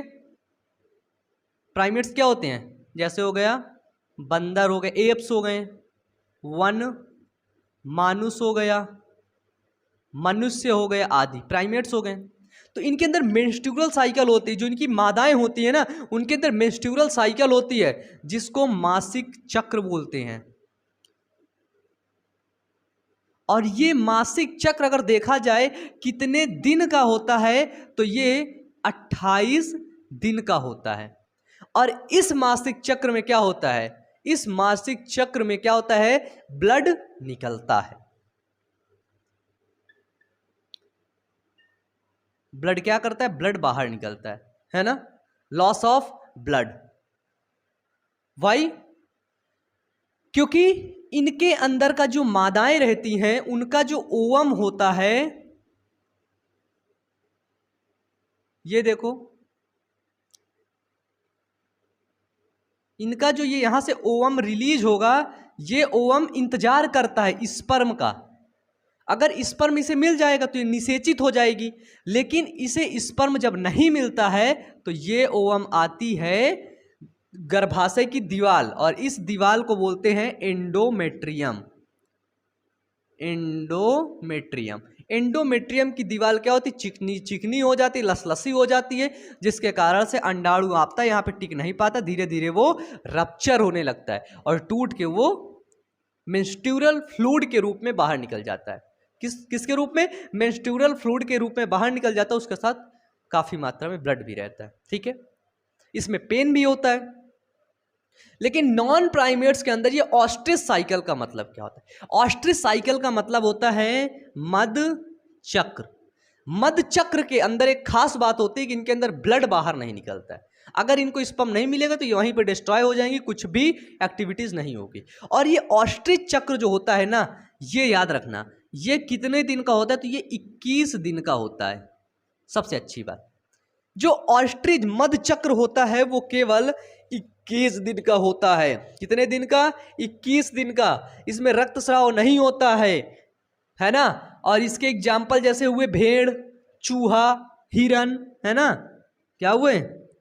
भेड़, चूहा, हिरन, गाय, भैंस आदि, उनके अंदर होता है ऑस्ट्रिच साइकिल, ठीक है। Oestrus cycle. इनके अंदर होता है मेंस्ट्रुअल साइकिल। ये चीज हो गई, ठीक है। इनमें से देखो, प्राइमेट्स और नॉन प्राइमेट्स में एक जीव ऐसे होते हैं जो मौसमी बच्चे पैदा करते हैं, है ना। मौसमी का मतलब जब उनका मौसम आता है ना। मौसम का मतलब समझ रहे हो क्या? मौसम मतलब जब ऋतु के हिसाब से, जब बारिश आएगी, है ना, गर्मी आएगी, या फिर और कोई ऐसी चीजें होंगी जिससे मतलब पता चलेगा कि हाँ भैया इनका मौसम अब आ गया है, ठीक है। अब उसी मौसम में ये प्रजनन करेंगे। ऐसे जीव जो किसी स्पेसिफिक मौसम में ही प्रजनन करके बच्चे पैदा करते हैं, उनको मौसमी प्रजनक बोलते हैं। ये चीज याद रखना, इसको लिख लो, मौसमी प्रजनक। ऐसे जीव जो किसी मौसम में ही एक पर्टिकुलर मौसम में ही जनन की क्रिया करते हैं, उससे बच्चे संतान उत्पन्न करते हैं, उनको मौसमी प्रजनक कहा जाता है। प्रजनन लिख गया क्या, प्रजनक, ठीक है, मौसमी प्रजनक कहा जाता है। यानी कि ऐसे जीव जो अनुकूल समय आने पर ही प्रजनन की क्रिया करते हैं और बच्चे पैदा करते हैं, उनको मौसमी प्रजनक कहा जाता है। डिफिनीशन लिख लो, जैसे उदाहरण में लिख लो आप, कुत्ता, डॉगी। डॉगी का देखे होगे एक अलग से मतलब उनका वो होता है ना। इस काल में वो रिप्रोडक्टिव एक्टिविटीज करेंगे, सेक्सुअल एक्टिविटीज करेंगे, उसके बाद आगे वाले समय में उनके बच्चे आएंगे। हल्का ठंडा ठंडा होता है ना जब उनके बच्चे पैदा होते हैं, छोटे छोटे कैटू, है ना, कैटू नहीं डॉगी, है ना। ये मौसम प्रजनक होते हैं, मौसमी प्रजनक। इसके बाद आते हैं सतत प्रजनक। सतत प्रजनक का मतलब समझते हो क्या होता है? मतलब उस चाचा का जब मन हो तब वो बच्चा पैदा कर दे, वो अपने मनचाहा है, जब उसका मन कर गया, चाहे गर्मी है, बरसात है, वो है, कुछ भी है, वो कर दिया। ये मौसमी प्रजनक क्यों होते हैं, ये चीज याद रखना कि इनको मौसमी प्रजनक इसलिए होते हैं ताकि ये उसी मौसम में बच्चे पैदा करते हैं जिस मौसम में उनके बच्चों को अच्छा खाना मिल सके, जिस मौसम में उनके बच्चे जीवित रह सकें, ठीक है, उसी मौसम में ये बच्चे पैदा करते हैं, ठीक है, इसीलिए उनको बोलते हैं मौसमी प्रजनक। सतत प्रजनक के अंतर आता है मनुष्य। लिख लो कि जो कभी अनुकूल समय का इंतजार नहीं करता है, या जो किसी भी समय बच्चे पैदा कर सकता है, जो किसी भी समय, one two all, any time बच्चे पैदा कर सकता है, उसको हम लोग सतत प्रजनक बोलते हैं। उदाहरण के तौर पर आता है इसका मनुष्य। क्या आता है? उदाहरण के तौर पर आता है मनुष्य। लिख दिया, ठीक है। अब मैंने बताया कि पौधे के अंदर बताया एंड्रूसियम गाइनोसियम होता है। एंड्रूसियम के अंदर आपको पता है परागकण बनते हैं। गाइनोसियम के अंदर क्या बनता है? अंडाणु बनता है, ओवरी होती है, ठीक है। परागकण ओवरी से मिलते हैं, जब जाके फल बनता है ना, बताया ना, समझ रहे हो ना इस चीज को। अब देखो, अब इनकी कोई स्टेज होती होगी। लैंगिक जनन की मुख्य 3 अवस्थाएं होती हैं, ठीक है। लैंगिक जनन के पहले की अवस्था, लैंगिक जनन की पहले की अवस्था मतलब कि जब उसके अंदर जनन प्रावस्था शुरू होने से पहले उसके अंदर नर और मादा युग्मक बनेंगे। लैंगिक जनन की पश्चावस्था, वो सारी पूर्व अवस्था, है ना, पश्च बोल दिया, लैंगिक जनन की पूर्व अवस्था। इसके बाद क्या होगा? इसके बाद भैया चलो ठीक है, लैंगिक जनन की पूर्व अवस्था यानी कि मेरे अंदर, सपोज दैट मेरा एग्जांपल ले लो, है ना, हम कोई धोते हो हर जगह, मेरा एग्जांपल जैसे लैंगिक जनन की पूर्व अवस्था, है ना। अब मैं जैसे पूर्व अवस्था में हूं तो मेरे पास क्या हुए? मेरे पास नर युग्मक बन गए, ठीक है, बन गए ना। अब तुम लोगों की जो भाभी है वो अगर कहीं होगी, ठीक है, तो उसके अंदर भी मादा युग्मक बन गए, समझना, मेरा एग्जांपल लो और किसी का, ठीक है, उसके अंदर भी मादा युग्मक बन गया। अब जब अपन लोग की शादी होगी, है ना, काफी लोग को डाउट होगा कि हो गई होगी, लेकिन मैं पर्सनली चीजें मैं नहीं बताऊंगा यहाँ पे, पर्सनली तुम लोग को शेयर कर दूं, बता दूं, मजे ले लो मेरे, तो मैं पगले गई। अब जब हम लोग की शादी होगी तो क्या होगा? निषेचन होगा। तो एक निषेचन हो गई, ये लैंगिक जनन की अवस्था होती है, निषेचन। फिर निषेचन के बाद क्या होता है? निषेचन पश्च घटना। तो इसकी मुख्य 3 घटनाएं होती है, निषेचन पूर्व घटना, निषेचन और निषेचन पश्च घटना। इन तीनों घटनाओं को हम लोग पढ़ेंगे फुल डिटेल से, ठीक है। तो चलो, आज की क्लास का टाइम भी हो रहा है। बस ठीक है, बस वो हो गया, अब खत्म ही है ना। तो आज की क्लास का टाइम भी हो रहा है, तो फाइनली आज का वीडियो यहीं तक खत्म करते हो। जितने कंजूस बच्चे वीडियो को लाइक नहीं किए ना, जल्दी से वीडियो को लाइक कर दो, चैनल को जल्दी से सब्सक्राइब कर लो यार, जल्दी से कर लो, नहीं मन नहीं लगेगा पीट देंगे तुमको, ठीक है। जल्दी से चैनल को सब्सक्राइब कर लो। तो अभी यहाँ पे आपका ये सेक्सुअल रिप्रोडक्शन खत्म होता है। अब इसकी 3 घटनाएं हम लोग पढ़ के इस चैप्टर को द एंड करेंगे, पूरा खत्म करेंगे, ठीक है। तो मुझे उम्मीद है कि ये वीडियो आप लोग को बहुत अच्छा लगा होगा, और अगर वीडियो अच्छा लगा हो तो वीडियो को लाइक करो, चैनल को सब्सक्राइब कर देना। तो मिलते हैं नेक्स्ट वीडियो में, तब तक के लिए all the best, thank you. बंद कर दीजिए। जब कैमरा बंद हो जाया करे ना, तो कैमरा को आप अपनी तरफ घुमा लिया करिए, तो हम समझ जाएंगे कैमरा बंद हो गया। अभी कनेक्ट था, सॉरी।